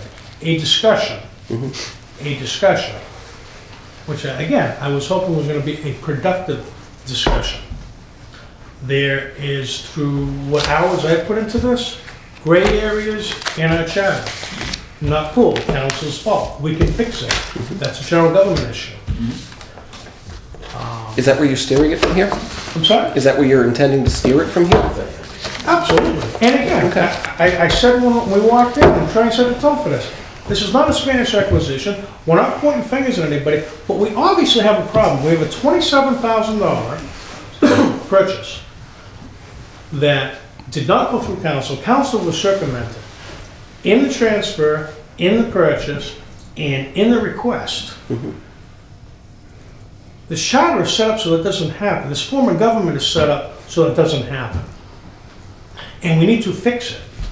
And yeah, there's little itsy bitsy things that happen all the time. So, we should have done this, we should have done that. This one in particular broke the camel's back. You cannot go out and buy a $27,000 piece of equipment and circumvent council. So what are you proposing? You cannot do it. My question was, what are you proposing? Where are we going from here? I don't know. This is a conversation. And if you look at the line item for this agenda, a conversation. Mr. Chairman, we all have due a respect, problem. I want to fix you it. brought the agenda item to this committee at the request of Councilor Clements, right? You made a lot of opening statements that talked about flagrant violations, etc., whatever they were. I don't remember them all. What is your ultimate goal for resolution, please, sir? We have purchased, as a town, a $27,000 piece of equipment. We've established that. It was not approved by council. It was not, the transfer of monies was not approved by council. The request was not on any of the budgetaries for these departments. This is a problem. We've established that time and again. Where are we going? What do you expect? You made the statements to open this discussion. Absolutely. What do you want to do? We can continue the discussion if we know where you want to go. It was your agenda item, sir. Absolutely. I would like this committee to help me, to help us as a council and as with management to make sure this doesn't happen again. We violated charter. Point any finger you want. Council's just as responsible, and if we let this go and don't start heading in the other direction, Mr. Chair? shame on council, shame on management, shame on the town manager, and shame on the department heads. We need to fix this. This is a conversation. This is not a recommendation to council to do any damn thing. This was, agenda item was to have this conversation. We have a problem, council. And I just wanted to open up the conversation so it doesn't happen again. Mr. Chairman. And shame on us if it does, as a council. Just redirect right back at you. Thank you, Counselor. I respect you. However, what you're missing is, we've had a conversation with no ultimate goal or direction. That's what I'm asking. What is our direction? And if it's not coming from you, someone here needs to propose it. There we are. So who's gonna do that? You brought it up. Mr. Chairman. I would entertain any motion in this committee. I didn't know this. I'm not in the committee, so I can't make a motion. But I'm gonna put something, I'm gonna put something about trying to clarify what our policy definition is for general government. And I'm gonna start doing some homework and see what other towns have for their capital purchase policies, because we don't have one that I'm aware of. Is that correct? Do we have anything in writing for capital purchase policy? For vehicles, I believe. Just vehicles? I think so. I know there was what Councilor Manna referred to. There was at one point back prior to Ron, a policy that was put forth regarding vehicle purchases where you had to summarize why you needed it. Yeah. I don't know where that got memorialized. I have no idea, no reference to anything other than it was, a summary of why you need this, maybe an evaluation. I don't know that it actually ever got formalized. Okay. I know it was discussed. I don't believe it actually got memorialized somewhere properly. I think part of the issue, I know there's been a little bit of talk lately, I was gonna throw it on actually it was supposed to be on the general government agenda for tonight, and we postponed it. With the issue of trying to figure out where things are going with policy retention. That was on the general government. Didn't get to it, but, so that's gonna come back up too.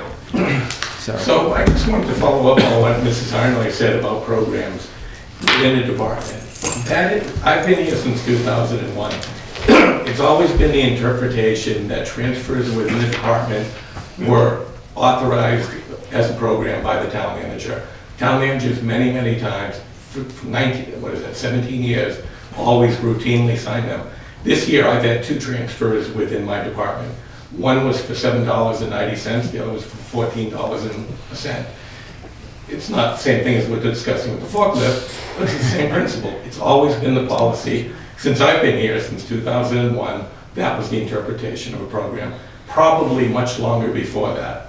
I don't know, I'm only speaking from my experience. So I'm not going to get into the forklift purchase, it's something entirely different. But so the interpretation within the department has always been assumed to be one program. So thank you, Mr. Chairman, I appreciate it. And this goes to, I've had discussion with many of my employees, my department, who all feel the same way about this, right? I have a big problem right now because I'm putting into a box, and my department heads are all being put into a box tonight, okay? And Mr. Schmidt is clearly explaining that box very well.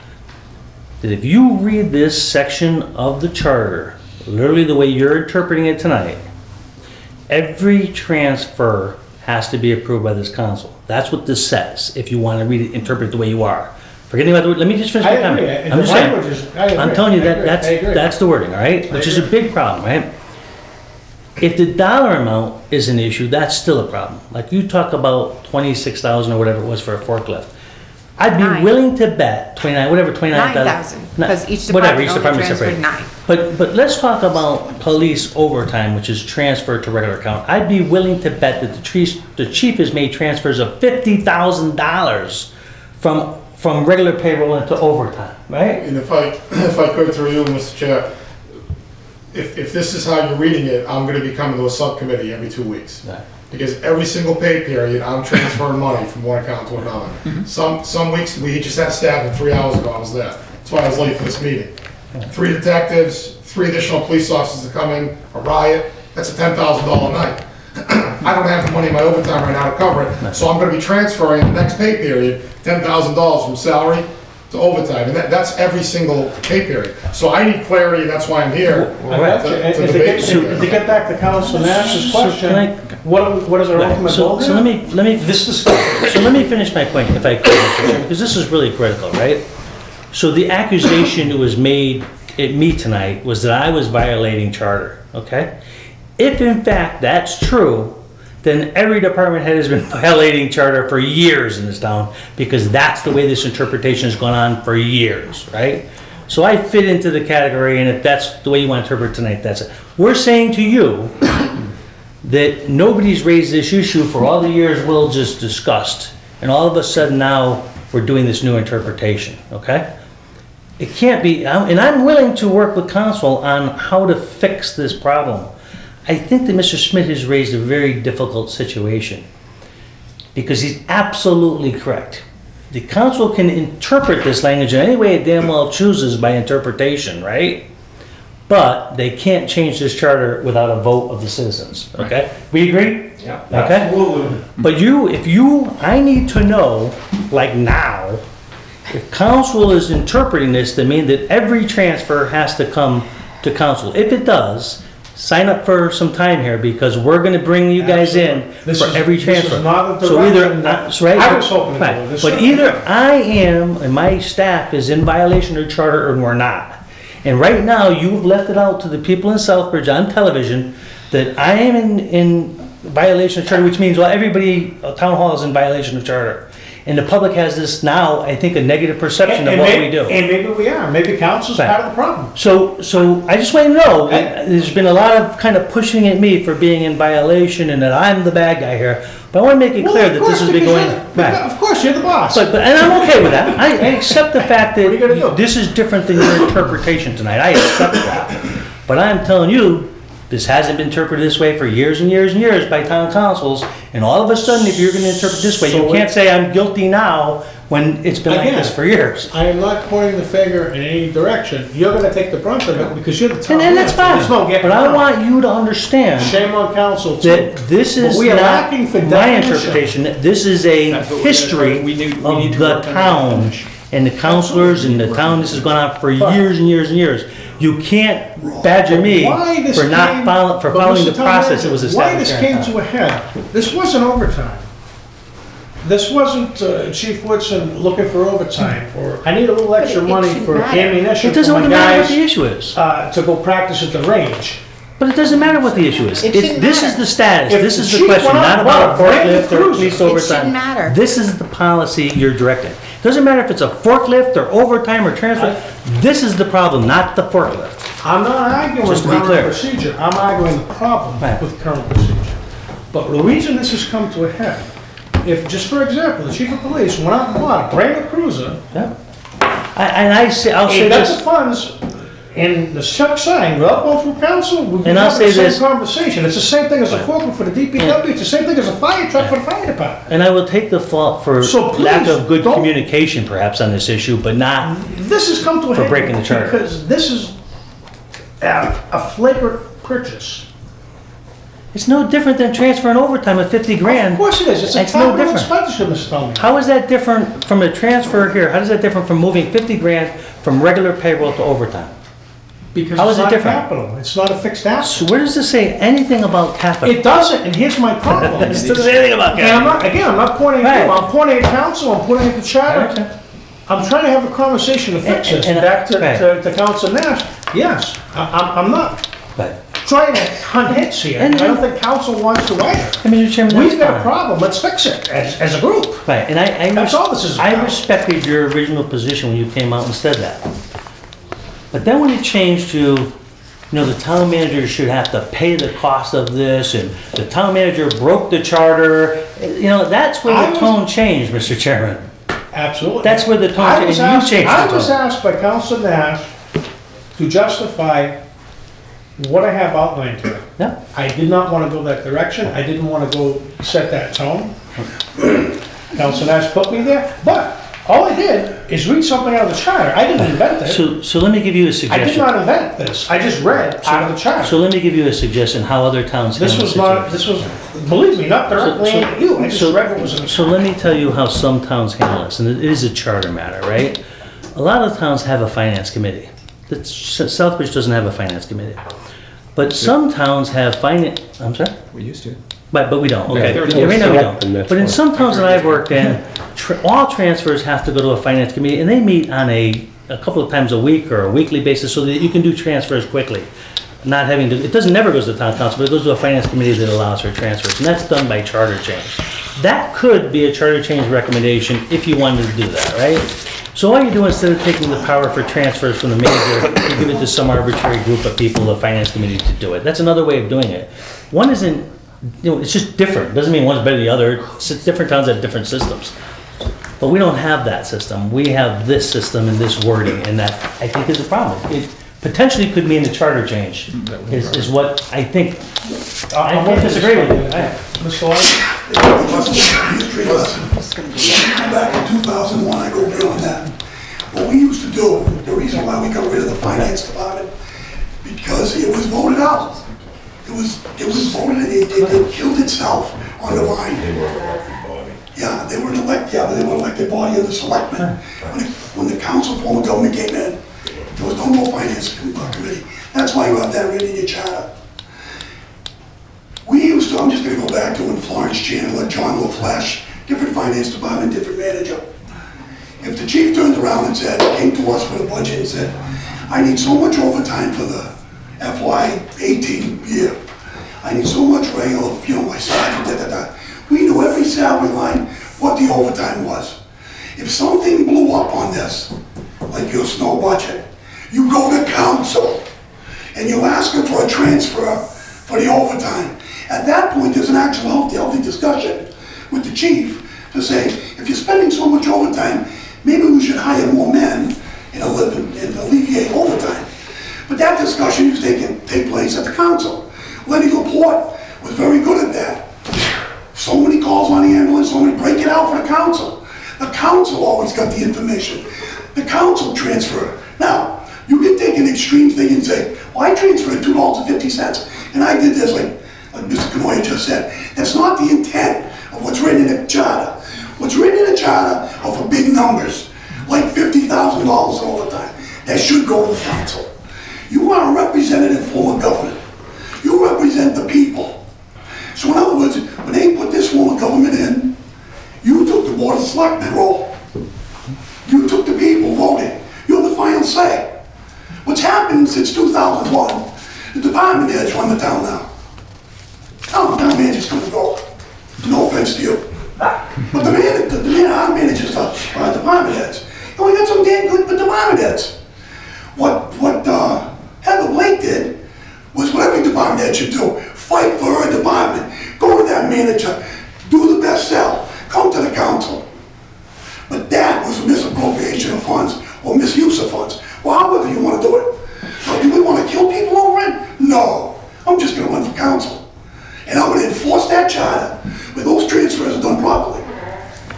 I think he's a nice guy. Scotty, what I think Heather Blake does a good job. But I got to tell you something. What happened there was wrong. But there's some other wrongs.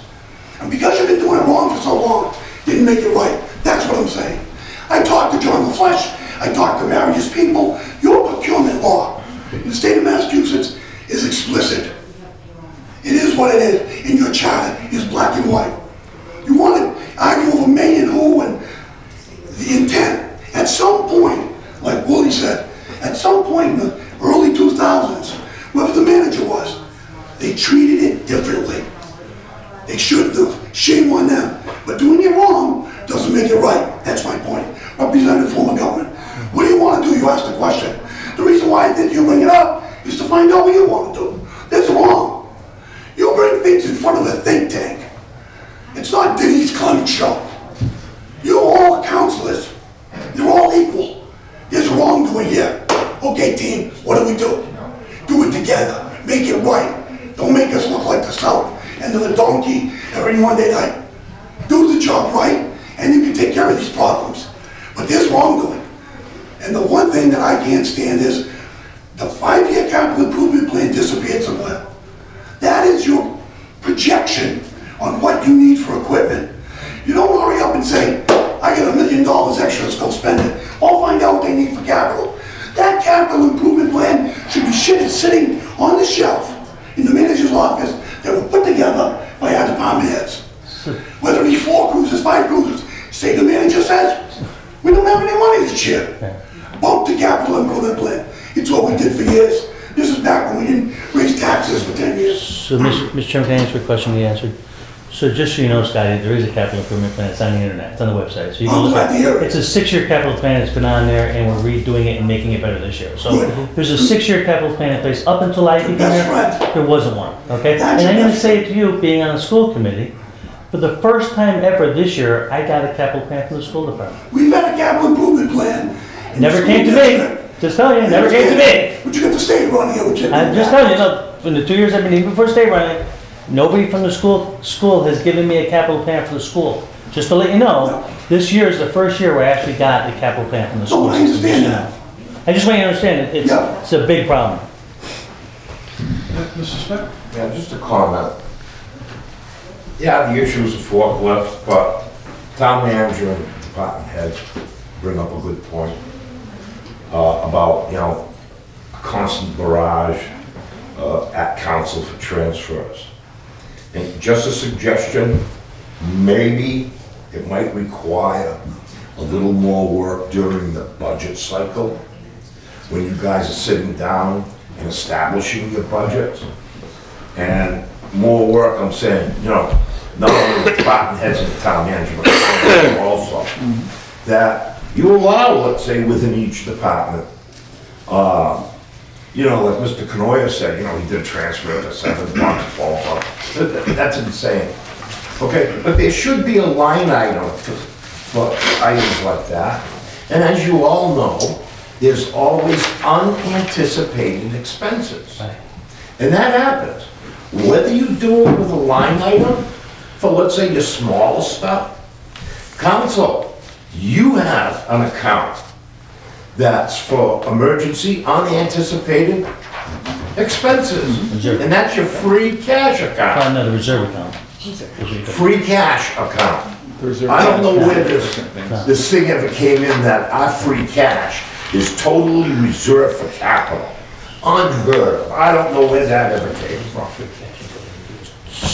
But that's discussion for another day. But my only point is, maybe it's gonna require a little bit more work and thought and planning when you guys, we're coming into budget season. I think subcommittees are gonna start up soon. You know, these are things that, you know, take into consideration. But that's something totally separate from, let's say, before.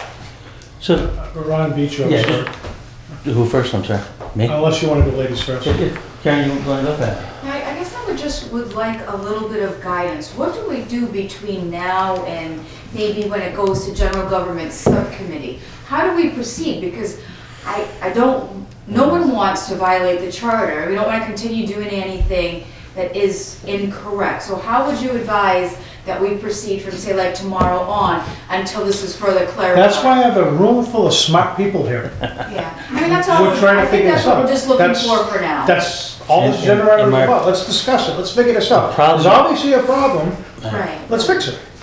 The problem is, Mark, is that even this subcommittee can't address this issue right now. It's just impossible. This isn't the forum for it, So certainly the not, question, no. what we want from. This is just to get the ball rolling. But from a town administration process, until this is fixed, we have interpreted it to say that every department is a program and that you can do transfers within the department, and that's what the history of the town is since way Within back. the program. Right? And it's that every department is a program, and the reason we believe that to be true is because the town council votes, each budget is a total. They don't vote individual lines within the budget. And that's why the interpretation from Karen and others and me say that you can transfer within those. And that's As long the way as we've you're been not handling it. exceeding your As long- overall line. As long as you don't exceed your overall budget. So what we're asking for, we continue that, and I will state for the record, any large capital item, I'll bring to council, regardless if we should or not, I'll be happy to bring to council. Now, one thing we really haven't discussed, and I just want to put it on the record, because I think that a couple of people have made the issue about the forklift, and I want you to understand why, what happened, right? The forklift was on a capital plan. It didn't get budget for it because the forklift was working okay, and we were stretching to try to wait another year before we got the forklift, okay? But then the damn forklift broke, and it became unusable and unrepairable for the thing. So I just want to understand why this occurred. Where was it in the capital plan? It was in the capital plan, but it wasn't in this year's. Not like every year we have a capital plan for each year, right? The forklift, I understand from what Heather's saying, was on the capital plan. I don't know if it was for that year. Was it for the fiscal 18 year, or was it for 19? 18? Was it 18 didn't get it for, or was it a future capital plan? Do you remember? It was probably in my vehicle.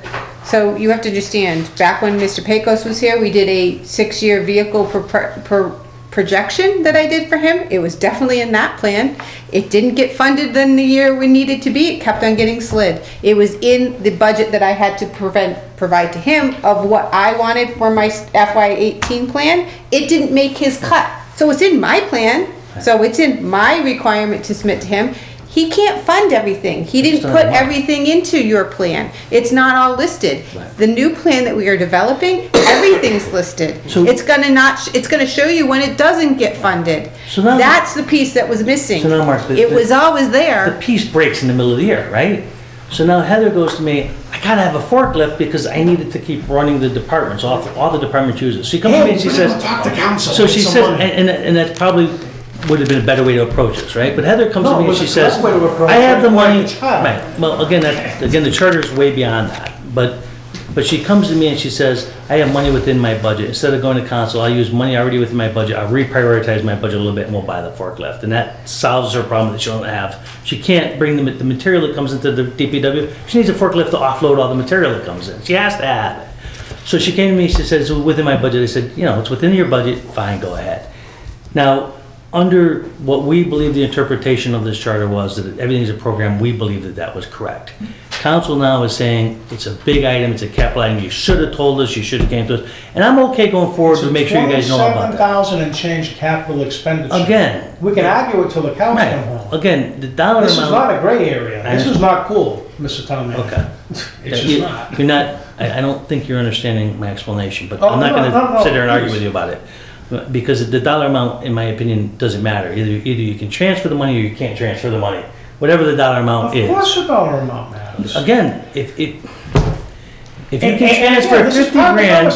If it's not definitive in this charter, it needs to be shame on council, we need to have this conversation. The charter needs to be clear. I completely agree the charter needs to be clear. And we all agree with it. And when we make it clearer, we need to make it not only clearer, but a system that works for Karen and for the department heads and everybody for the transfers. We agree with that, Mr. Chairman, all day long. And we're happy to work with the town council to fix that and to make it clear. But again, I don't think it's a rules and regs I think he's right. We need a bigger charter review to change the charter language. I'm not sure you can do it just by interpretation. I don't know how you would reach that far. On this particular purchase, Mr. Town Manager, I've got to argue with you. On okay. Three to five different items in this charter. I've explained it. I got it. The point. I understand your thought, and I've explained the point over and over, and we're in a difference of thought process. Anyway, can I say to my department heads that other than large capital items, transfers between line items can occur? Only large capital items at this point, town council interprets to come to them, or is every transfer have to come? This is a discussion. There's no rulings being made this evening by council. But then you can't later accuse my department heads of breaking the charter, because they come to you with this issue and said, how do we fix this? You can't have it both ways. You know, we can't. Mr. Town Manager, it is my interpretation after my research. It is my interpretation. That all things have to go through. The charter was destroyed here. My interpretation, not council's. And I understand, and that's the problem with this. We're having a conversation. This is an individual interpretation by a lot of different people, and everybody has different views as to the interpretation. Absolutely, and again, I want this to come out to be something productive. Mr. Lazo? Mark, today's a finding. I'm not even what's anything out today. It's a finding. A finding that the charter states one thing and something else was done. And as the other council said, what are you looking for? I think what you're looking for is to enforce the charter. Now, you as a council have to get together and find out what that answer is. You know, as far as how to straight, where do you go from here? How do you come out of this era of doing things a specific way, but you want them to do it this way? That's a council thing. That's not a DPW thing. The DPW thing today was a finding. We found something that wasn't right. Now, what do you want to do from here? That's why you're the council. You know, again, I'm going to say this, Scott, in no intention, insult occurred. You're claiming that something is not done right. We would argue that we did it the right way. Your interpretation charter, in your opinion, believes that we did it the wrong way. Absolutely. All my department heads, in the way that there's been going on for the history of the town, believe that the interpretation of the way it was done is right. With all respect. I'm just telling you, that's the interpretation. With all due respect. I can read English. That's English, black and white. Okay. That's not a gray area. You want to twist it? list it all you want. Again, it's the history for That's been there years. since the inception of the charter. Mr. Lazo had your beat. Probably sound like a broken record, but when I went down to see that forklift, I knew it was a piece of junk. I had a conversation with Heather, and I want to commend her on working to get this thing taken care of. And I think we should work on how it was done and not point fingers. Let's straighten it out. That's all. What I want to do. Let's get it straightened out. That's Because all. she'll probably need something else down there. So let's get it fixed, so if she needs it, she can ask. That's all. Don't point fingers at her, the town manager, or anybody, the way I'm looking at it right now. We are all working for the same thing, the townspeople. And I think that we can work this out. We're not children here. I only have one question. Did we make any money on the old one? Yes, that we scrapped, so we got value from it. There you go. All right, thank you. David Adams, I live at 1023 North Woodstock Road. I spent 26 years in the government, and we had budgets, big budgets.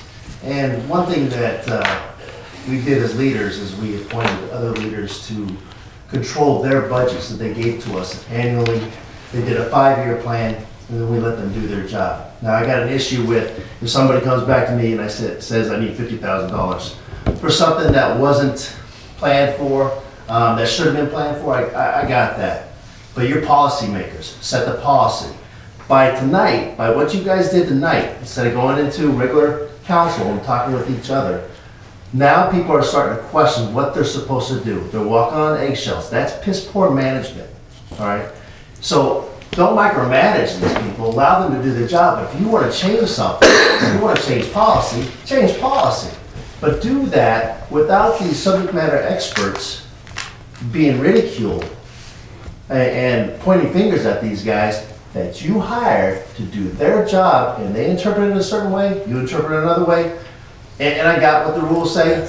Maybe it should have been. Maybe it should have been. But what? 26,000 or 25? I'm 100% with you, and that's why I started to try and set the tone for this meeting, not going in that direction. And I understand that. And we have no other, by law, form of having this conversation legally without having it in this forum.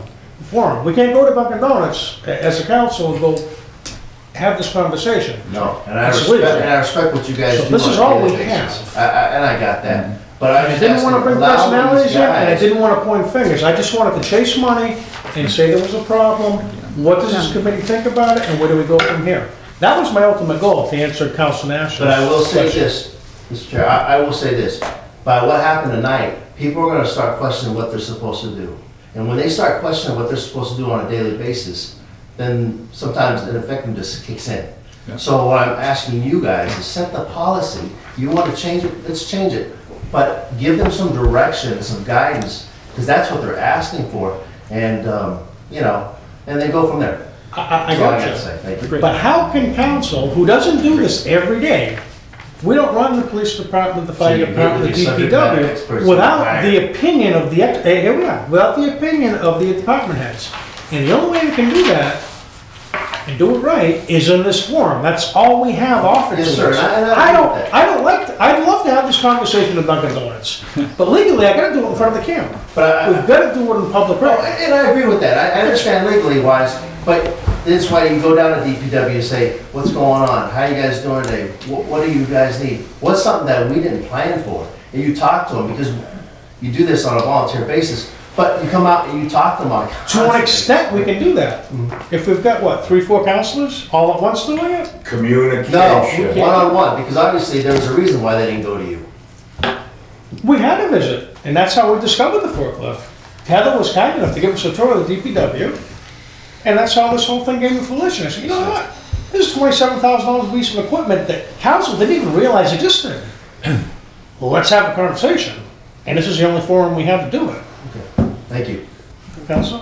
Thank you, Mr. Chairman, through you.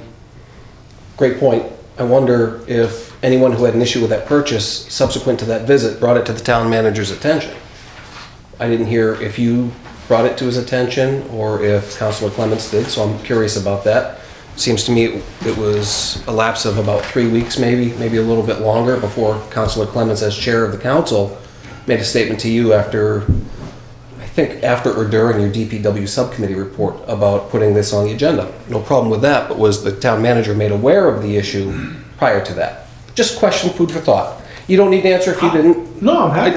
I think it's a very I fair certainly question. did not have this conversation with the town manager. We did bring it up, I believe it was 2 weeks or 3 weeks prior to Heather entertaining us with a visit and a tour of the DPW. We did discuss it briefly in subcommittee, and that's when we set up the meeting to do the walkthrough to look at equipment.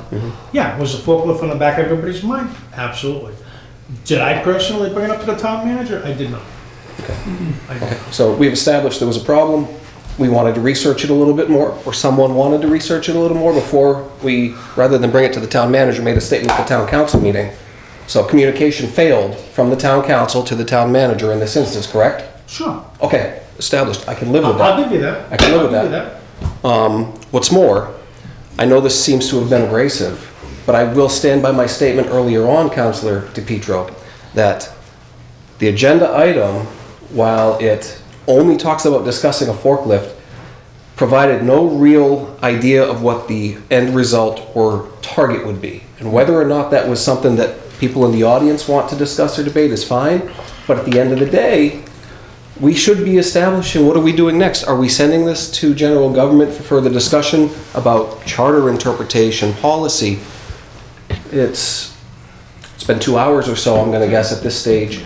I'm happy to stay here until 2 in the morning if we need to. But at this stage, have we beat this to a dead horse? Yes. What are we going to do? Go home and storm. To try and answer your question again, Councilor, wanted to have the conversation, something's broke, wanted an opportunity to have a conversation, how to fix it.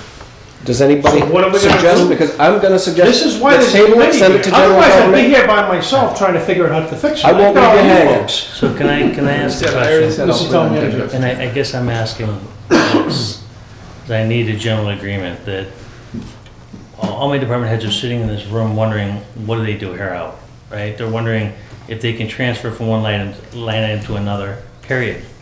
Can they or can't they? Mr. Town Manager, nothing has changed. So we can transfer This is from not one line the item to forum to another. make a ruling on any of this thing. Okay, We're just, having a so then conversation. I would ask that, until you guys come to some conclusion on this, that none of myself or my department heads or my staff are accused of breaking the charter if we make transfers. Because that's what the issue.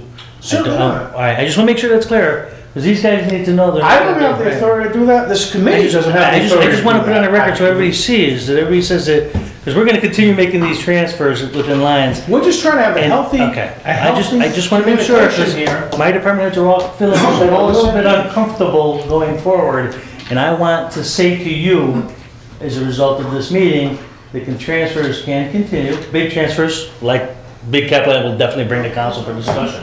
But those other transfers, like moving money from payroll to police and overtime and stuff, are okay until something else occurs to this, okay? It's far beyond me to tell you otherwise. Mr. Okay, Town I Manager. just want to make sure that none of my staff is going to be accused of Mr. Lazo, anything. it should be Mr. I yield to the health inspector.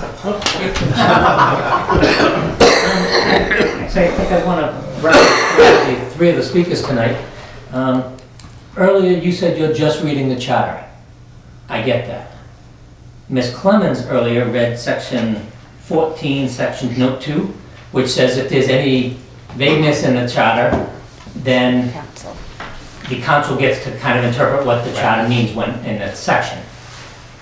That's theory, okay. Hold on, Mr. San Angelo stated that this wasn't transfers among departments, that this was each department contributing to a cause, and that historically it had been done that way. And I will point out, you said, I don't care how it's always been done, the United States is based on common law, which is you do what the last guy before you was approved to do. So I believe Mr. San Angelo was working in total clarity, and there was no vagueness or confusion in the interpretation of the charter at that point.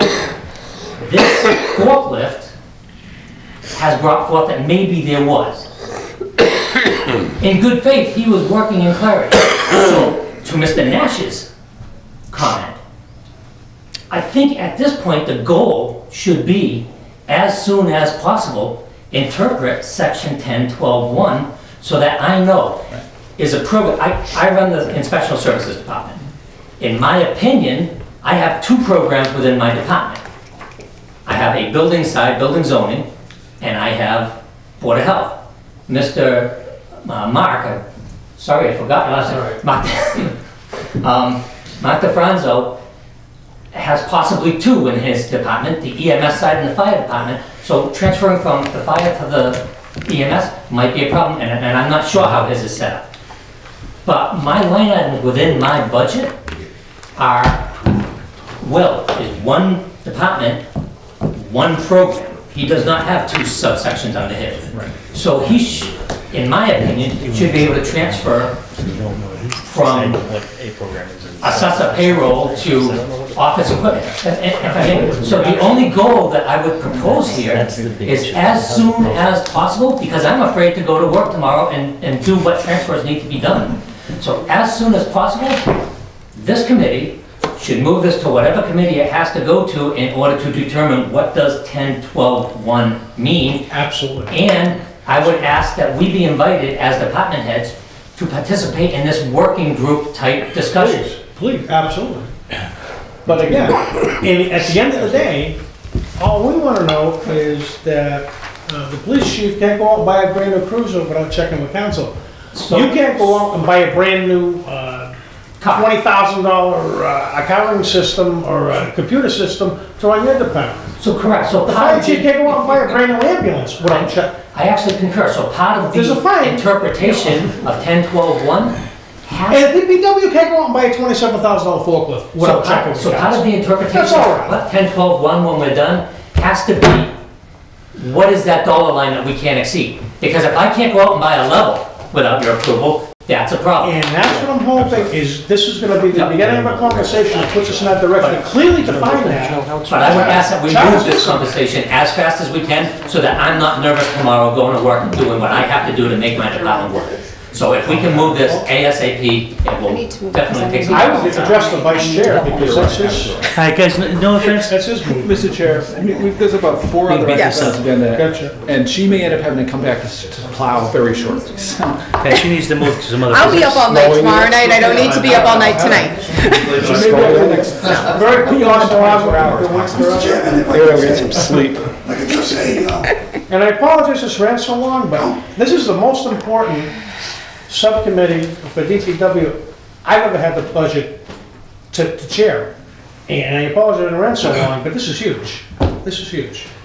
we have another problem which has nothing to do with the department heads, and I think Mr. Nash kind of hit it on the head. Did anybody tell the town manager that there might have been a problem, like the chairman of the council? I was chairman of the council. I was joined at the hip with the manager when it came to discussions. But at the same time, did you ever mention to the chairman that the forklift was being purchased? Those are the kind of day-to-day business that happen with the chairman and the manager. That communication, he is the communicator between the department heads. He comes to you and says, this is what the department head said. This is what my recommendation is. I have all the information from my department heads. At that point, the chairman calls the meeting or deciphers it to the right subcommittee to be worked on. Our problem is more than just, I know everybody wants to take a shot at the manager, not me. I think we need to get the leadership of this council and the manager on the same team or on the same frequency for the benefit of the taxpayers and department heads. Absolutely. So, if I may just agree with the health inspector, move on it, don't sit on your hands. And my next comment was going to be, and this is beyond my pay scale, but I'm going to get paid for this shit anyways.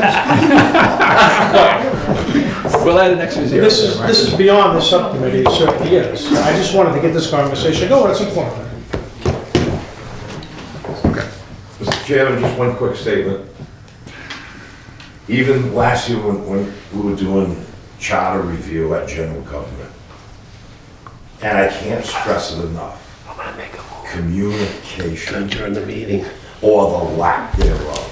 Okay. And that's one of the problems that we have. Whatever the issue is, I don't know what it is. Hey, back in our day on council, we didn't even have cell phones. And we communicated 1,000 times better than this council and the town manager. You guys gotta solve that nut somehow. Yeah. That you guys gotta talk. Agreed. And that communication is two-way. Yeah. And you gotta work on it. It might be tough, but it's key. Mr. Chairman, may I make a recommendation? I'm sorry, Mr. Lewis. Go ahead. May I make a recommendation that we generally agree that we have beat this dead horse, that Councilor Steves is putting this on general government? Perhaps there's a conversation to be had with Chairman Clements to talk about this on Monday night, if there's any sense of urgency to make it an emergency, whatever you want to do. Right. But the other end of it is, I would ask your, at your pleasure, of course, to request of the DPW director, if she needs to attack any particular item on this agenda with priority and urgency so that we can continue to move on and she's satisfied. I think she wants to get to agenda item 7. Actually, I need to do all of Oh, them you do? because we need to Okay. move these things. Is that a motion? No. Because No. You're ready to... I would second that. Okay. You want to table it? Yeah, let's move on. It's Can we late. table the agenda? No, no. Or that? I need these items to move. I'll move to table the current discussion. Thank you. And You need to say any more? No, on this I'm item. just making a motion to adjourn No, the meeting. I need to move on the next 3 items on the agenda. Steve, if you need to leave, he can appoint Gus to be stand-in. Well, I could, yeah. I gotta go get some sleep. Yeah. Well, I haven't done it. All right, you get Those something are else? sheets, so How many votes do we have here? if you need to leave, I can stay. But I was We have a considering rule in the council rules that anyway, allows All but right, thank you. but as a, you know, as vice chair, It's 2 agenda items and they're... Well, 2 Are are they gonna be related quick? and the third. They're gonna be quick, I'll stay. It should be relatively It should quick. be. It should be. it won't take as long as that. No, I guarantee you I will not speak that long. Steve, you want to move up front so you can hear? And again, I apologize for letting this go so long. This is huge. This is huge. Oh, yeah, yeah. It really is. Can we read the number 5? Okay. Do you have it? He has the agenda, yeah. Oh, actually, we don't need a motion on that. You can table it, Mr. Chair. Did you just say you tabled it? Because I thought that's what I heard you say. Okay. Well, you could, well, There was no action item on the yeah, matter. there was no action, so you And didn't the have to do audience was anything. leaving. You took no action, so you have committee to do it. There was no motion. I think we're at number 5, Mr. Chairman.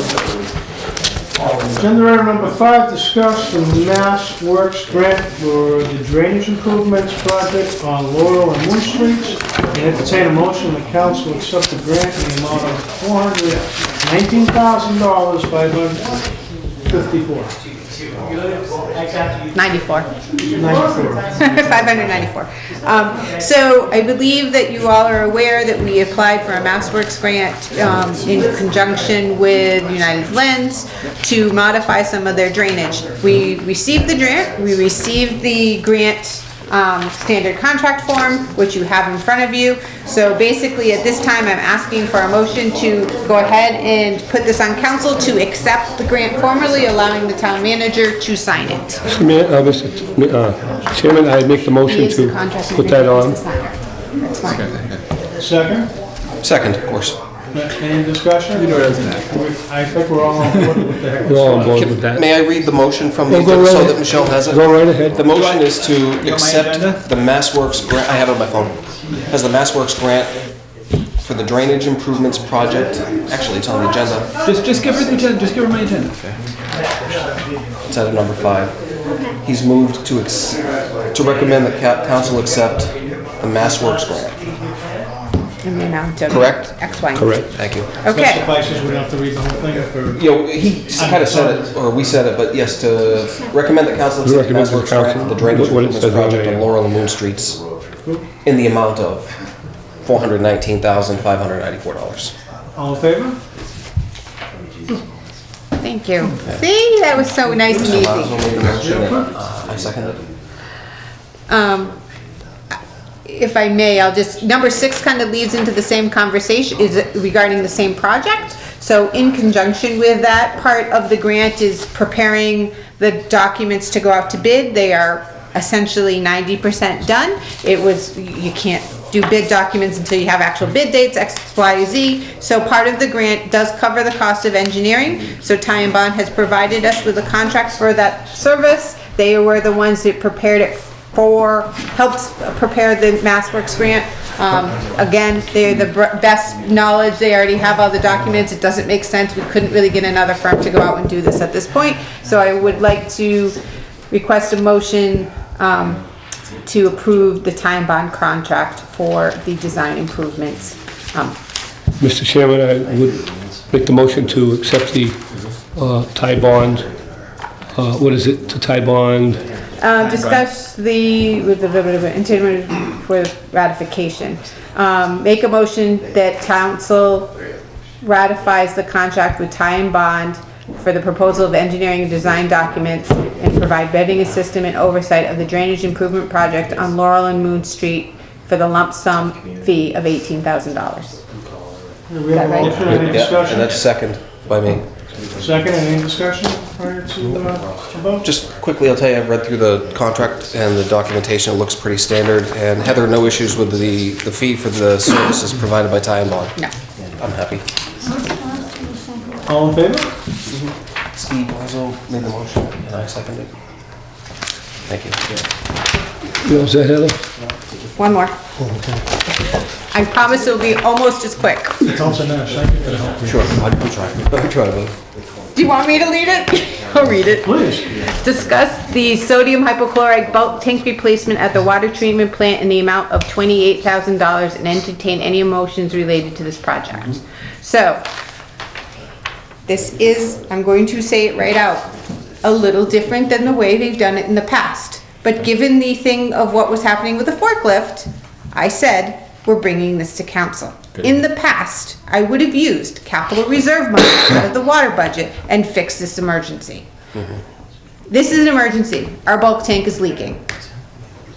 They have figured out a way to replace it even though that it won't fit through the door. No.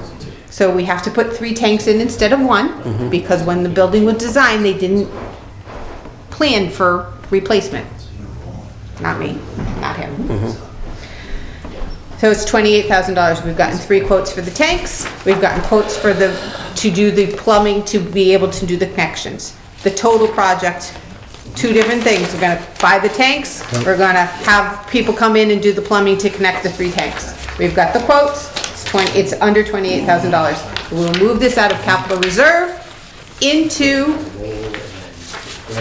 treatment plant capital to have this work done. I don't have a So problem. the recommendation is for the transfer of funds? Correct. In the past, it was never done. Any capital reserve money, and I can tell you that I've already moved money this year for these types of purposes, not this purpose, but in the future, if it means that I have to come and do it, I will do it.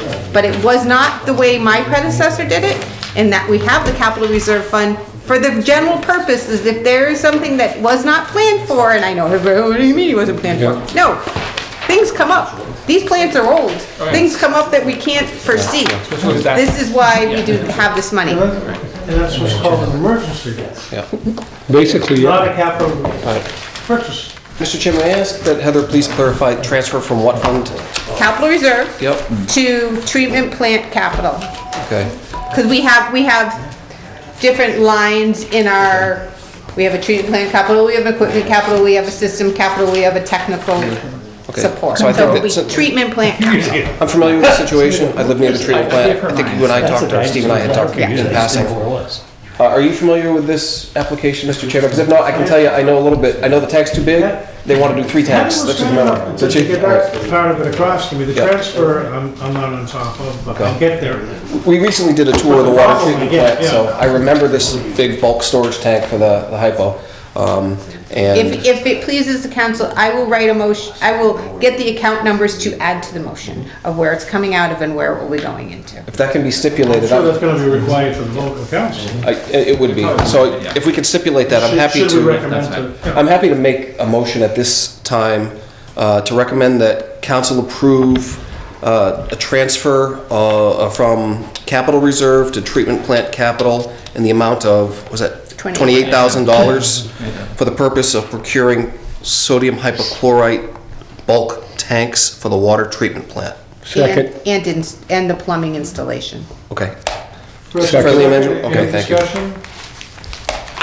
All in favor? Thank you. Steve, thanks for sticking around. Chair member on the 8th, new It's a great business. meeting, isn't it great? Steve, Not tonight. isn't this past your bedtime? Yeah. You used to them all. We'll take I did them all. See you later. What's that? Move to Yeah, I'll adjourn. pass. Entertain a motion to adjourn. Second. Adjournment? I seconded it, yeah. Second, all in favor?